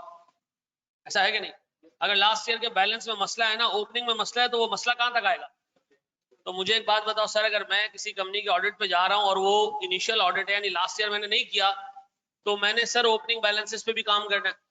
ऐसा अब अज्यूम करो कि लास्ट ईयर का मैंने ऑडिट किया हुआ, तो मैं कॉन्फिडेंट हूं भाई मैंने ही लास्ट ईयर ऑडिट किया ना यार, ये ओपनिंग बैलेंस लास्ट ईयर का क्लोजिंग का मैंने ही तो वेरीफाई किया, तो मैं सुकून में हूं कि लास्ट ईयर इस पे काम प्रॉपरली हुआ हुआ। सर अब मुझे बता, अगर मैं लास्ट ईयर का ऑडिट मैंने नहीं किया, तो मेरे लिए इनिशियल ऑडिट में काम ज्यादा होगा या कम होगा? सीधी सी बात है, ज्यादा। क्यों? सर ओपनिंग बैलेंसेस हर एक चीज के मैंने क्या करने होंगे? वेरीफाई करने होंगे। ये बात समझ आती है? अब बताओ, अगर मैं आपसे पूछूं ऑर्डर का एक्सपीरियंस ज्यादा है, किसी सेक्टर का वो एक्सपर्ट है, तो उसको कम ऑडिट एविडेंस चाहिए होगा। सर अगर हमारा इनिशियल ऑडिट है, तो इनिशियल ऑडिट में चूंकि ओपनिंग बैलेंसेस पे काम करना होता है, तो उधर ऑडिट एविडेंस ज्यादा चाहिए। और सर जहां रिकरिंग ऑडिट है, ओपनिंग बैलेंसेस पे काम नहीं करना, वहां कंपैरेटिवली ऑडिट एविडेंस कम चाहिए। ऐसा है? नहीं जरूरी नहीं है, 3 साल बाद कुछ कंपनी ऐसी जिसके 6-6 साल से लोग ऑडिट कर रहे हैं। नहीं नहीं ऐसा नहीं है ना, 4-5 साल बाद हम पार्टनर चेंज कर देते। लेकिन केपीएमजी ने जिस तरीके से काम किया होता है, दूसरा पार्टनर उस पर रिलायंस प्लेस कर देता है, कोई मसला नहीं है। अच्छा जी,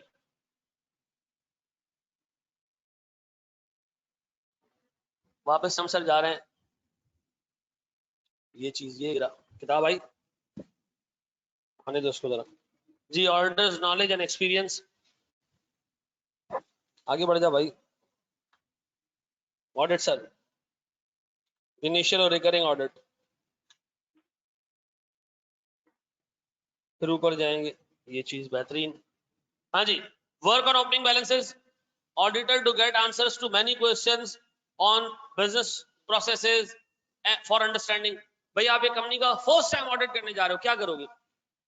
प्रोसेस पूछोगे ना, परचेज कैसे करते हो, सेल्स कैसे करते हो, ये बताओ सर, कैसे कस्टमर से पैसे कलेक्ट करते हो, कितने दिन का टाइम देते हो, किस तरह बेड डेट्स का प्रोविजन बुक करते हो, सारी चीजें क्या होंगी सर? सवाल जवाब होंगे। ओपनिंग बैलेंसेस पे भी काम होगा। लास्ट ईयर मैंने ऑडिट नहीं किया, सवाल जवाब भी बहुत है, ज्यादा प्रोसीजर्स चाहिए, ज्यादा एविडेंस चाहिए।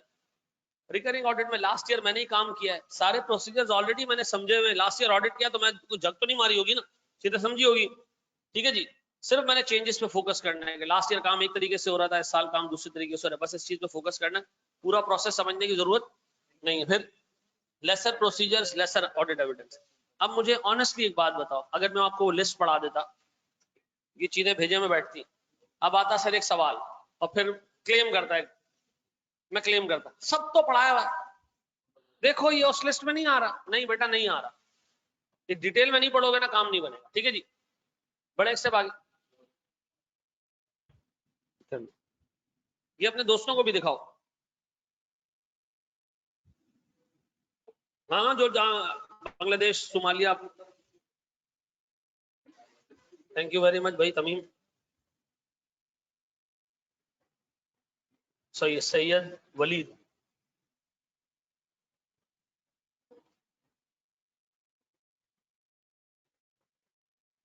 आपको पर्सनल मैसेज करने का क्वेश्चन हो तो? नहीं कर लो भाई, क्यों नहीं यार, पर रात को नहीं करो। कुछ लोग रात 2 बजे फोन करते हैं यार, मैं वाकई में आपको बताऊं, रोज 3-4 लोग रात 2-2:30 बजे फोन करते हैं, वो अपने हिसाब से चल रहे होते हैं कि जैसे हम जाग रहे हैं तो बाकी लोग भी जाग ही रहे होंगे।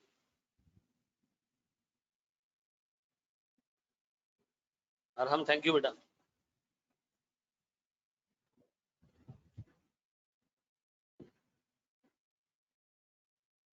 हाँ जी, बढ़े आगे।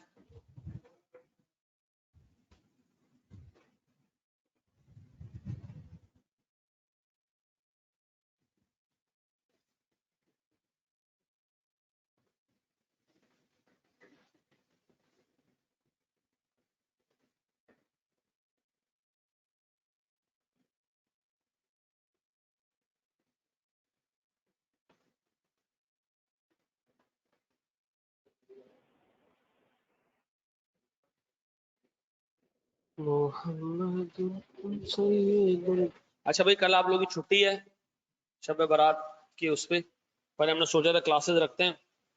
फिर हमने सोचा कि यार कुछ लोग इबादत किया होगा, उन्होंने थके हुए होंगे, तो सब कैंसिल हो जाएगी ना।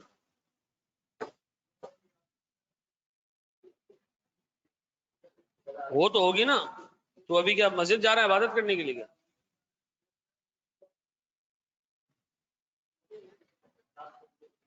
मगरिब के बाद होती है 6 नफल, तो मगरिब के बाद आप हर नमाज मगरिब के बाद पढ़ सकते। छह नफल किसकी किसकी सुन्नत थी पढ़ने की, बताओ।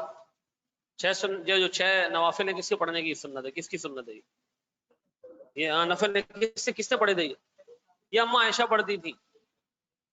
नहीं नहीं नहीं, मैं आपको बताता हूँ, अम्मा आयशा का रूटीन था ये 6 नफल पढ़ना। पता है नहीं, रॉकेट मारे जा रहे हो। ओपनिंग वेरीफाई करने के लिए लास्ट ईयर की ओपनिंग भी अच्छा ये बड़ा जबरदस्त इस बंदे ने किया। उसने कहा लास्ट ईयर का क्लोजिंग वेरीफाई करने जाओगे तो लास्ट ईयर का क्लोजिंग कर रहा है उसके ओपनिंग से, तो फिर उसका ओपनिंग। और नहीं भाई, ऐसा नहीं होता, ऐसा नहीं होता। हम ये नहीं करते कि लास्ट ईयर की चीजें खुलवाते हैं, हम रीजनेबलनेस टेस्ट करते हैं, ठीक है ना। रीजनेबलनेस टेस्ट करते हैं, उसमें कई सारे प्रोसीजर हैं। हम बाज़ औक़ात बराबर वाले जो ऑल्टर हैं उससे वर्किंग पेपर मंगवा लेते हैं कि उन्होंने काम कैसे किया है, ठीक है जी। रीजनेबलनेस टेस्ट होती है, ठीक है जी, कि ओपनिंग बैलेंस रीजनेबल है या नहीं है, ठीक है जी। चलो भाई आओ, लास्ट ईयर उस पर डिपेंड करता है, वो वाला उस पर डिपेंड करता है। और इस तरह 35 साल के ऑडिट खुलवाएं। अब यूबीएल पे ऑडिट करने जाते हैं, मैं एक टीम लीड करता था यूबीएल की 42 लोगों की। यूबीएल मैंने 2 दफा फाइनल किया, तो 42 लोगों की टीम थी। आगे बढ़े, बढ़ जा भाई आगे, बढ़ जा भाई। ये क्या होगा, गैस करो। पुराने जमाने में शादियों में ऐसी बत्तियां होती थी।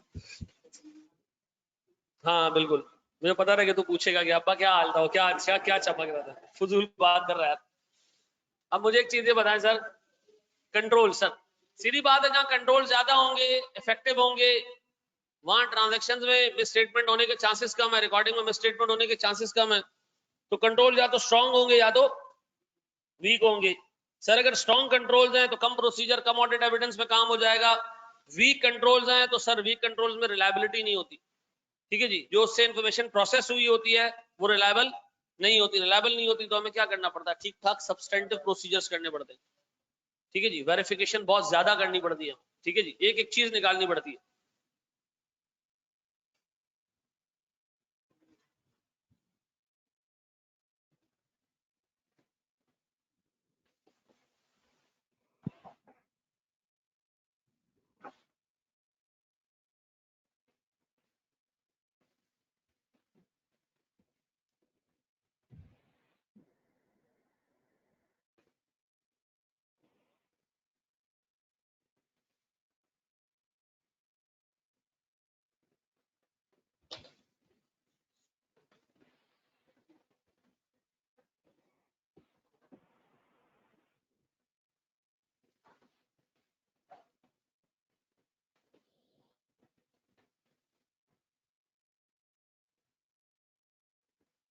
अस्सलाम बयान, जैसे ये मैसेज ये मेरे वॉइस नोट सुनो, मुझे कॉल करो। और तुम अगर अबू धाबी में तो भी मुझे कॉल करो, ठीक है, बताओ मुझे। हाँ यार, कॉल लाजमी करना, बात करनी है तुझसे। जी बढ़िया मांगे दोस्त।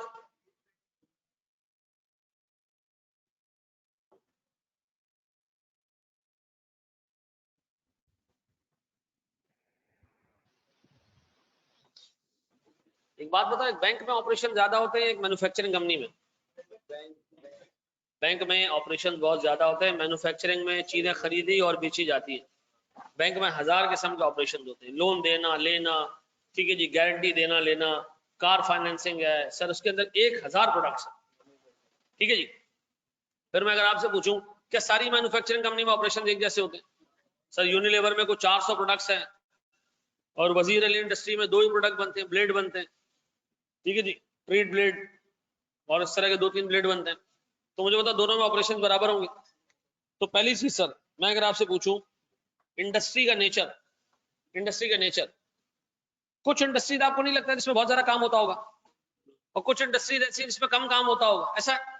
तो मुझे बताओ जिन इंडस्ट्रीज में बहुत ज्यादा काम होता है, जैसे बैंकिंग इंडस्ट्री है, तो सर वहां आप जब काम करने जाओगे तो सीधी सी बात है आपको ज्यादा टाइम, ज्यादा प्रोसीजर, ज्यादा एविडेंस चाहिए होगा कंक्लूड करने के लिए कि जो कंपनी है वो उससे सही फाइनेंशियल स्टेटमेंट्स बनाए या नहीं, ऐसा?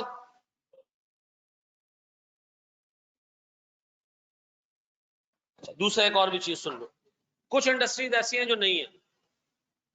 नहीं का मतलब सर, नहीं का मतलब है सर इसके ऑपरेशंस पाकिस्तान में नहीं, ठीक है जी, पहले ये ऑपरेशंस नहीं थे। मिसाल के तौर पर मैं आपको छोटी सी एग्जांपल दूं, पाकिस्तान में पहली दफा फैक्टरिंग शुरू हुई है। फैक्टरिंग समझते हो क्या होता है? रिसीवेबल्स परचेज सेल करना। मेरी बुक्स में एक रिसीवेबल आ रहा है तो पैसे किसने रिकवर करना? मैंने। मैं अपना रिसीवेबल भी किसी बंदे को बेच सकता हूँ, ठीक है जी। ये ऑपरेशन अभी पाकिस्तान में शुरू हुए, ठीक है जी। और ये ऑपरेशन ऐसे हैं जिससे बहुत मतलब बिजनेस ग्रो करेगा। क्यों भाई? मैंने एक बंदे को गुड्स बेची तो मेरे पैसे फंस जाएंगे ना उसके पास। अब ये व्हाट इफ के रिसीवेबल जाके मैं किसी को बेच के पैसे खुले करा लूं और उससे जल्दी से दूसरी गुड्स खरीद लूं और वो भी बेच दूं और उससे जो रिसीवेबल बने वो उसको, तो सर इसका मतलब है सर मैं तो मतलब बैक टू बैक प्रॉफिट कमा सकता हूं ना। मेरा मेरा बिजनेस स्लो क्यों होता है? वेरी गुड सर, फंसे हुए पैसे क्यों देगा? गौर से सुनो, मैं इसका जवाब दे रहा हूँ। मिसाल के तौर पर पैसे हसनैन से रिसीव करने, ठीक है जी। मैं गया इसके पास, ये एक बैंक है, फैक्टरिंग कंपनी है। क्या है? Factoring company. मैंने कहा यार वो पैसे हसनैन से लेने, भाई आप एक काम करें आप उससे ले लेना, मुझे आप ना 100 रुपए दे दो। उसने कहा ठीक है, पैसे तो मैं उससे ले लूंगा, 100 रुपए मैं आपको दे रहा हूँ। मैं आपको 100 नहीं दे रहा हूँ, मैं आपको 97.5 दे रहा हूँ। 2.5% क्या कर रहा हूँ मैं आपसे? कमीशन काट रहा हूँ, ठीक है जी। अब सुनो, उससे पैसे लेना आप किसका काम? अच्छा, मैंने कहा व्हाट इफ के हसनैन पैसे ना दे? उससे कहा पैसे आपको देने पड़ेंगे। मैंने कहा नहीं नहीं ये नहीं करो ना। मैंने कहा भाई मैं रिसीवेबल बेच रहा हूँ तो बस फिर तुम जानो हसनैन जानो। उससे कहा ठीक है फिर मैं 95 आपको दूंगा। अब बताओ दो किस्म की फैक्टरिंग है, एक में बेड डेट्स का जिम्मेदार कौन? मैं। दूसरे में बेड डेट्स का जिम्मेदार कौन? वो। तो सर जिसमें बेड डेट्स का जिम्मेदार भी फैक्टरिंग कंपनी है तो उसमें क्या होगा? 100 के 95 मिल जाएंगे आपको, ऐसा? जिसमें बेड डेट्स का जिम्मेदार मैं, उसमें 100 में आपको क्या मिल जाएंगे? 97.5 मिल जाएंगे। अब मुझे बताओ फायदा क्या? ठीक ठाक जल्दी पैसे खुले हो गए सर, रिस्क खत्म होता जा रहा है चीजों का, ऐसा? अब मुझे पता है कि 5% ज्यादा बेड डेट्स होगा नहीं।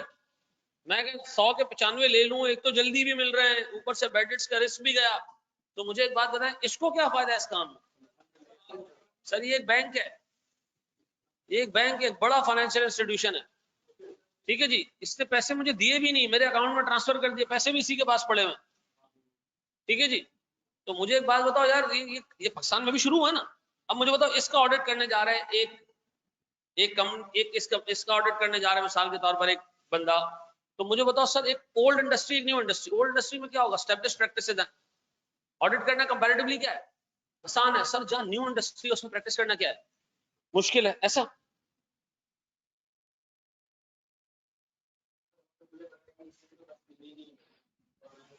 हाँ जी। तो सर सीधी सी बात है, पुरानी इंडस्ट्री में आपकी नॉलेज कम टाइम, अच्छा तो इंडस्ट्री की कॉम्प्लेक्सिटी भी है, इंडस्ट्री का मतलब लाइफ भी है, लाइफ साइकिल में किस स्टेज के ऊपर है, ठीक है जी। पुरानी इंडस्ट्री है, कम कम एफर्ट्स में भी ऑडिट एविडेंस निकल आएगा। नई इंडस्ट्री को पहले समझो जी।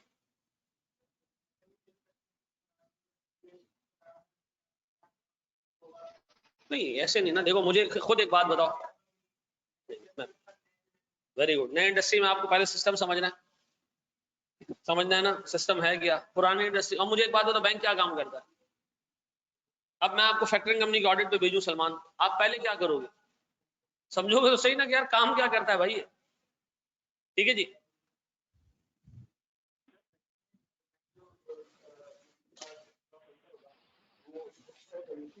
इसमें ऑब्वियसली उसका पूरा एक क्रेडिट मैनेजमेंट डिपार्टमेंट होता है। एक थोड़ा टेक्निकल हो जाऊं, खुल जाऊं। देखो मैंने किया एफआरएम, तो मैं तुम्हें बता सकता हूं कि जब आप लोन देते हो ना, आप एक वर्कशीट बनाते हो जिस called Z score. Z score क्या होता है? आप उसके फाइनेंशियल उठाते हो, आप देखते हो उस पर लोन कितना है, आप देखते हो उसकी एनुअल इंटरेस्ट पेमेंट कितनी है, आप देखते हो उसका प्रॉफिट कितना है, आप उसके प्रॉफिट और इंटरेस्ट के रेशियो निकालते हो, आप देखते हो उसका कितने परसेंट प्रॉफिट कैश में कन्वर्ट हो रहा है, उसके ऑपरेशन से कितना कैश आ रहा है, वो कितनी इन्वेस्टमेंट कर रहा है अपने ऑपरेशंस के अंदर। यानी सर उसके पीपी कैश फ्लोज देखे ना, ऑपरेटिंग कैश फ्लोज क्या होने चाहिए? पॉजिटिव होने चाहिए, ताकि हमें नजर आएगा यार ऑपरेटिंग कैश फ्लोज पॉजिटिव है, कैश आ रहा है भाई, काम हो रहा है। Investing cash flows, investing cash flows negative होने चाहिए। क्यों? आप पीपी खरीद रहे हो, इट इंडिकेट्स कि आप फ्लरिश कर रहे हो। ठीक है जी। अगर आपके सर इन्वेस्टिंग एक्टिविटीज पॉजिटिव है, इसका मतलब है आप तो पीपी बेच रहे हो, बिजनेस कंक्लूड कर रहे हो, खत्म कर रहे हो, कटेल कर रहे हो। ऐसा है कि नहीं है? सर मेरे फाइनेंसिंग कैश फ्लोज, जी सर याद रखना, मेरे फाइनेंसिंग कैश फ्लोज मिला जुला रुझान, अगर मेरे इन्वेस्टिंग नेगेटिव है और फाइनेंसिंग पॉजिटिव है, इट इंडिकेट्स कि मैं पैसा आवाम से लेके अपने बिजनेस में डाल रहा हूं, मुझे प्रॉफिट नजर आ रहा है बिजनेस। ठीक है जी, मेरा मुझे प्रॉफिट नजर आ रहा है। सर अगर मैं एसेट भी बेच रहा हूं और आवाम से पैसे भी ले रहा हूं, तो फिर डबल मामला आउट है। तो इसका मतलब सत्यानाश हुआ हुआ है कि एसेट भी बेचने पड़ रहे हैं, लोगों से पैसे भी आ रहे हैं, इन्वेस्ट नहीं होने दी। तो सर ये सारे इश्यूज, ये सारे एक स्कोर निकलता है इससे। उस स्कोर फिर एक बैंड में डाला जाता है कि भाई इतने परसेंट से इतने परसेंट है, तो इसको इतनी अमाउंट का लोन देना चाहिए और इंटरेस्ट रेट ये होना चाहिए। ठीक है जी। और इतने परसेंट से इतने परसेंट तक है तो इसको लोन देना ही नहीं चाहिए। ठीक है, ये प्रॉपर स्कोरिंग होती है। ठीक है, अगर आप लोग सीए से बाहर निकलोगे, एक दुनिया है बाकी यार। ठीक है, मुझे चीजें सीखने का शौक था तो मैंने एफआरएम किया हुआ है। ठीक है ना, credit risk management, bezel.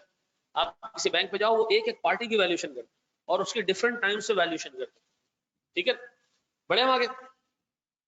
New industry शायद हो सकता है एफएस जो है किसी और स्टैंडर्ड से बनाती हो, नहीं ऐसा नहीं है सर।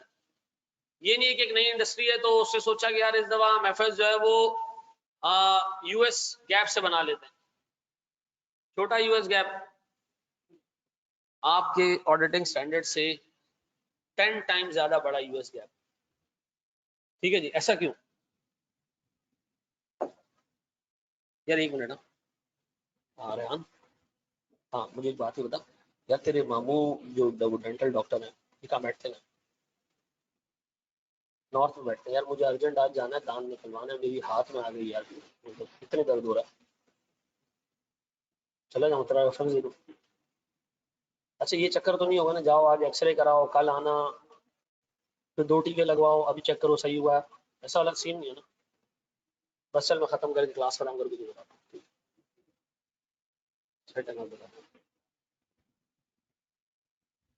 मेरा दोस्त है दुबई में होता है, उसके मामू यहाँ है, उसी से काम करवाते हैं। अच्छा एक बात बताओ, मैं एक रिसीवेबल वेरीफाई कर रहा हूँ, और सुनो, रिसीवेबल वेरीफाई करने का एक तरीका तो ये है कि मैं कस्टमर को फोन करूं, हाँ भाई आपने पैसे देने, कस्टमर का हाँ मैंने देने। फिर मैं काम करूं, कस्टमर को मैं अपने क्लाइंट के पास जाऊं, मैं उससे कहूं तुम्हें कस्टमर ने लेजर भेजा था, वो दे दो जरा, वो मुझे लेजर दे दे। मुझे बताओ ये ज्यादा अच्छा तरीका है, या मैं कस्टमर को डायरेक्ट कंफर्मेशन भेजूं, मैनेजमेंट को इन्वॉल्व भी ना करूं, डायरेक्ट उससे जवाब ले लूं? तो याद रखना सर, जितनी ज्यादा अच्छी क्वालिटी का एविडेंस होगा उतने थोड़े में काम हो जाएगा। ऐसा, जब एविडेंस की क्वालिटी हल्की होती है ना, फिर आप उसको सप्लीमेंट करना होता है।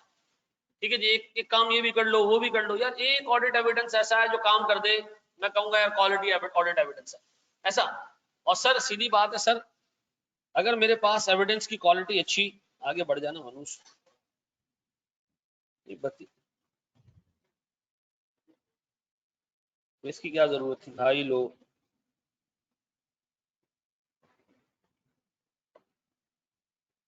हाँ जी सर, जो corroborative एविडेंस है वो कम चाहिए होता है अगर क्वालिटी अच्छी हो, और अगर क्वालिटी ऑडिट एविडेंस की बुरी है, हल्की है, तो हमें क्या करना पड़ता है?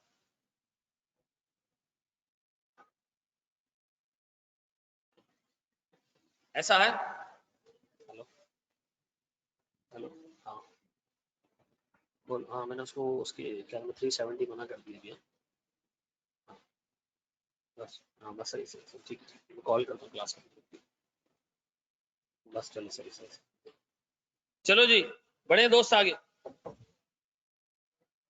ऐसा है, बढ़ जाए। अच्छा, इस 47 स्लाइड्स में से हम देख चुके हैं 36, ऐसा? अगली हेडिंग अपने पास डालोगे अप्रोप्रिएटनेस। हमारे टाइम कितना रह गया? 20 मिनट में हम अगर क्लास थोड़ी सी एक्सटेंड कर ले कोई इशू तो नहीं है? अच्छा, FR2 है। FR2 कितने बजे? और तुम लोग असर की नमाज भी बाकी है। अच्छी बात कर रहे हो, लेकिन देखते मस्जिद जाना है। हाँ जी, चलो जी। यार एक बात बताओ, अब अगर मैं आपसे पूछूं मेरे प्यारे बच्चों, risk number 2, materiality number 3, complexity number 4, auditors experience, initial audit, secondary audit, फिर इंटरनल कंट्रोल्स, ऐसा ये कर लोगे? इंडस्ट्री कर लोगे, मैनेज कर लोगे? अच्छा, आप मुझे एक बात बताओ, अगर मैं आपको ये मतलब इस तरह बोलता, यार ये तो सबको पता है कि मटेरियलिटी ज्यादा होगी तो एविडेंस ज्यादा चाहिए, कॉम्प्लेक्सिटी ज्यादा होगी तो एविडेंस ज्यादा चाहिए, मुझे बताओ मैंने आपको ये इस तरीके से जवाब दिया या मैंने आपको एक एक चीज एक्सप्लेन की? पक्का? अब अपने पास आए सर हेडिंग डालें, वो मैंने इसलिए जानबूझ के छोड़ा क्योंकि हमने उस सैम्पलिंग में कवर कर, ठीक है? डिपेंड करता है सैम्पलिंग मेथड पे, डिपेंड करता है कि आपने किस एक्सटेंट पे काम करना, ठीक है ना सर? अप्रोप्रिएटनेस, हाँ जी, गौर से सुनना दोस्त। सर देखें, अप्रोप्रिएटनेस की बात है, अप्रोप्रिएटनेस का मतलब ये है कि ऑडिट एविडेंस की क्वालिटी कैसी होनी चाहिए, क्या ऑडिट एविडेंस जो है वो आपकी नजर में अप्रोप्रिएट है? सर ये मेजर ऑफ क्वालिटी है, ठीक है जी। Measure of quality information which fits for our purpose. ये क्या फिट फॉर पर्पस? क्या ये इसका मतलब क्या होता है फिट फॉर पर्पस? बस जिस काम के लिए एविडेंस चाहिए वो काम करके दे रहा है नहीं दे रहा है, ठीक है जी। तो मुझे एक पर्टिकुलर चीज, मेरा ऑब्जेक्टिव है, वो अचीव करवा रहा है नहीं करवा रहा है, अगर वो अचीव करवा रहा है मैं कहूंगा ऑडिट एविडेंस अप्रोप्रिएट है, अपना काम बनता हो बस, ठीक है जी। यार बच्चे ने बड़ा अच्छा जवाब पूछा है, आपने कहा था कुछ छोड़ेंगे नहीं, भाई मैंने एक लाइन छोड़ी है खाली सैम्पलिंग मेथड की, ठीक है? मेरी मजबूरी है कि सैम्पलिंग मैंने पढ़ा नहीं, ठीक है? मतलब पढ़ा नहीं है का मतलब आपको पढ़ाया नहीं, ये क्वालिटी में आ रहा है बिल्कुल। हाँ भाई, कौन से दो दो चीजें सर? एक तो एविडेंस रिलायबल होना चाहिए और दूसरा रेलेवेंट होना चाहिए, ठीक है जी। रिलायबल भी है, रेलेवेंट भी है, तो मैं क्या कहूंगा है? नहीं, ये अब अप्रोप्रिएटनेस पे बात हो रही है, ये कितना अप्रोप्रिएट है? नहीं देखो, ये दो ही बात, जो भी एविडेंस पिक करो वो अप्रोप्रिएट जब होगा जब वो रिलायबल हो, ट्रस्टवर्दी हो, क्या एविडेंस सही है, और दूसरा वो रेलेवेंट भी हो। जैसे मिसाल दे रहा हूँ,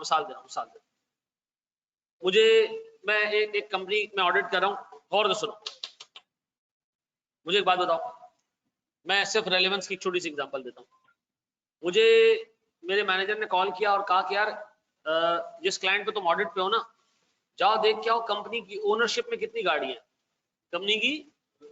अच्छा, मैं नीचे गया और मैंने गाड़ियां गिन ली, मैंने कहा 5 गाड़ियां। मैं ऊपर आया, मैंने कहा सर मैंने अपनी आंखों से 5 गाड़ियां देखी है मैनेजमेंट की, उसमें जो है वो पार्किंग में खड़ी है, 5 की 5 गाड़ियां मैनेजमेंट की, उन पर स्टिकर भी लगे। मैनेजर का सवाल क्या था? चेक करो मैनेजमेंट की ओनरशिप में कितनी गाड़ियां हैं। जो मैंने काम किया, खुद जाके आंखों से देखा, ये रिलायबल बात है, रिलायबिलिटी इसमें कम नहीं है, रिलायबल है, क्या रेलेवेंट है? उससे मुझसे मांगा गया था, तो मुझे क्या देखना चाहिए था सर? सर फिजिकली देखने के बाद मुझे अगला सवाल क्या करना चाहिए था?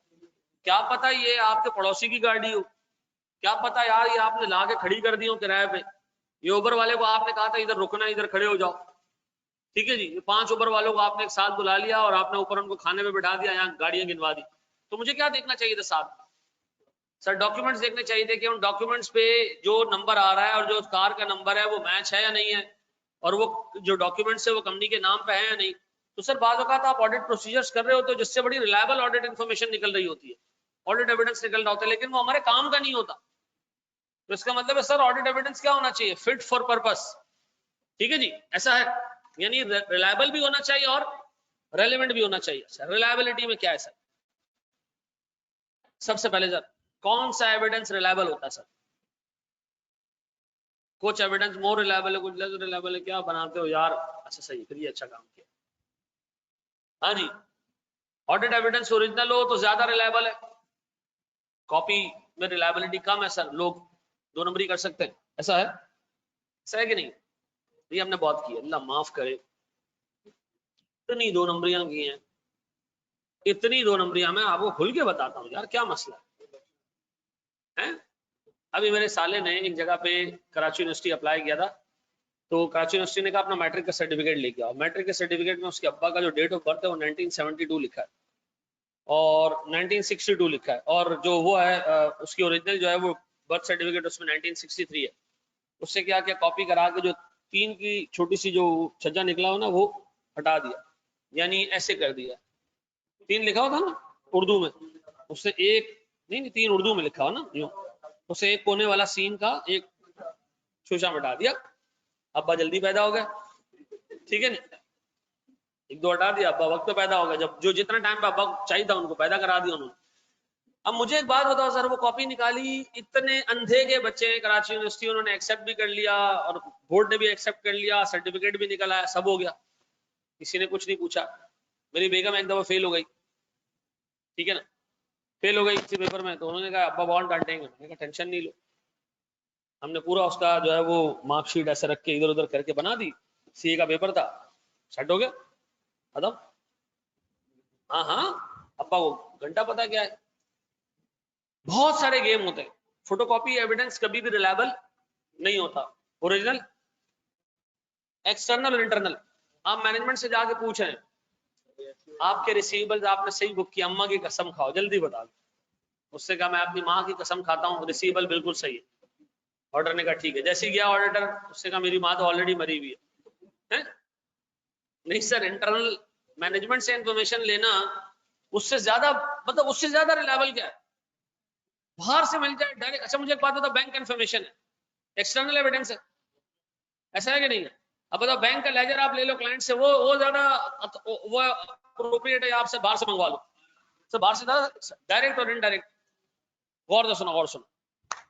मैंने कंफर्मेशन लेटर भेजा डिफरेंट क्लाइंट्स को, डिफरेंट कस्टमर्स को। अब मैं वेट करूंगा ना कि कस्टमर क्या करे, रिस्पॉन्ड करे। कस्टमर ने रिस्पॉन्ड करना शुरू किया, मेरे पास जमा होना शुरू हुए। क्या मैंने बैसियत ऑर्डर मैनेजमेंट को इन्वॉल्व किया? नहीं, मैंने डायरेक्ट सर क्लाइंट से जो है वो बात ही नहीं, कस्टमर से बात कर ली। व्हाट इफ के मेरा क्लाइंट कहता है देखिए आपको लोग देर से कंफर्मेशन देंगे, मेरा बंदा जाएगा सबके पास से उठा उठा के आ जाएगा। अब खुद सोचो किसका बंदा जा रहा है, उसने जाके वहां चेक करना है, मैच नहीं है, फाड़ के डब्बे में डाल देना है, ऐसा। और आपको देना क्या है? वो ऑडिट एविडेंस जो उसके मतलब क्या है। तो मुझे एक बात बताना सर, इनडायरेक्ट होना चाहिए, यानी मैनेजमेंट को इन्वॉल्व करके ऑडिट एविडेंस जमा करना ज्यादा रिलायबल है, या डायरेक्ट पार्टी से ऑडिट एविडेंस लेना ज्यादा रिलायबल? मैं इन्वॉल्व भी ना करूं, जहां तक हो सके यार बाहर से कलेक्ट हो सकता है एविडेंस, बगैर इन्वॉल्वमेंट के कलेक्ट करो, ताकि इन्फ्लुएंस ना हो प्रोसेस, रिटन और ओरल।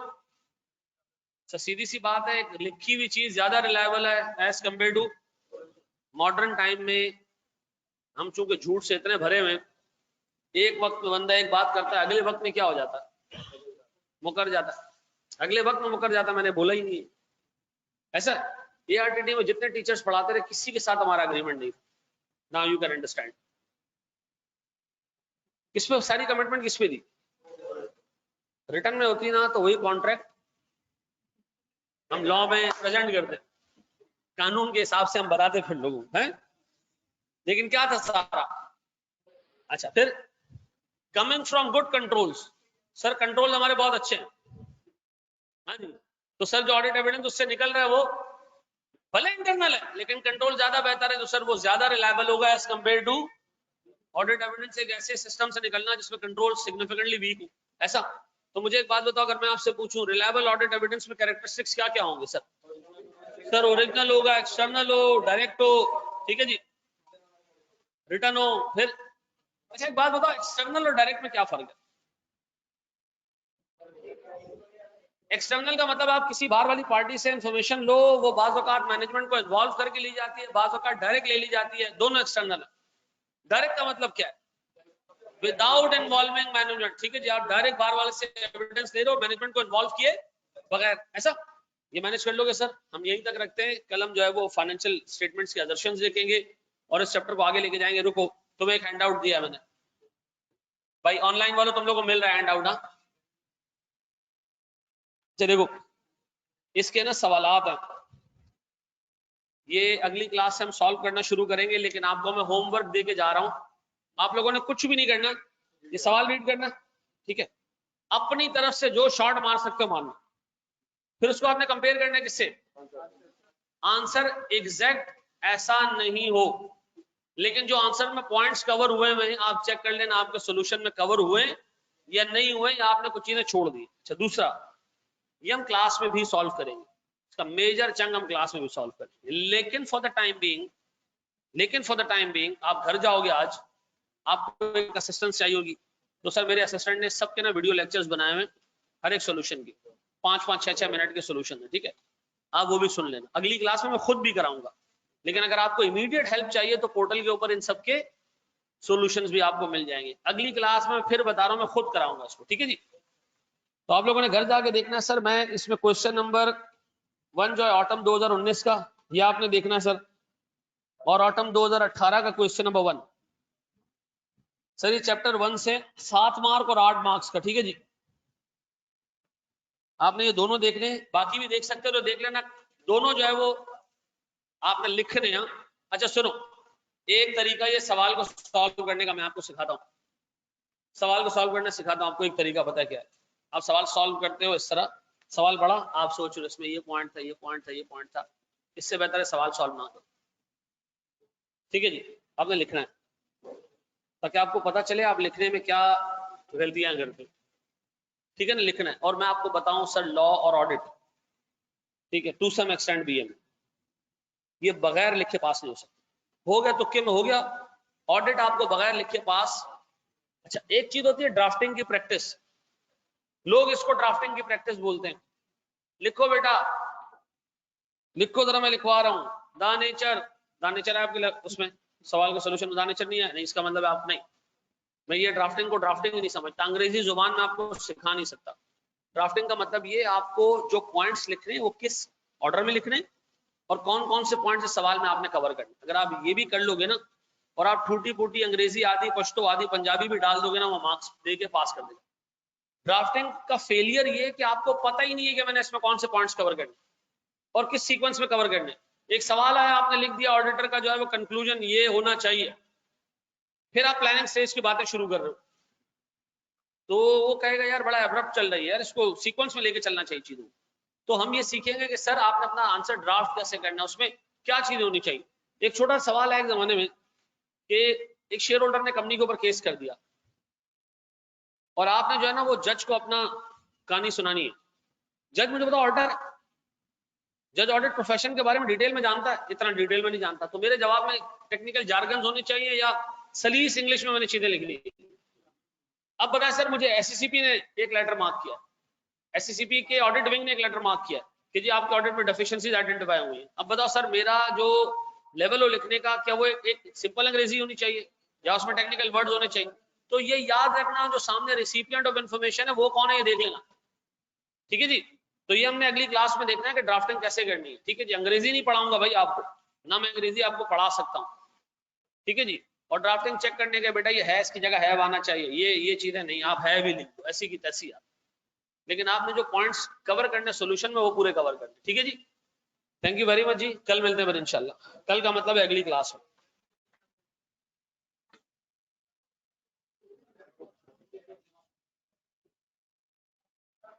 ये चैप्टर 1 के क्वेश्चन है बिल्कुल।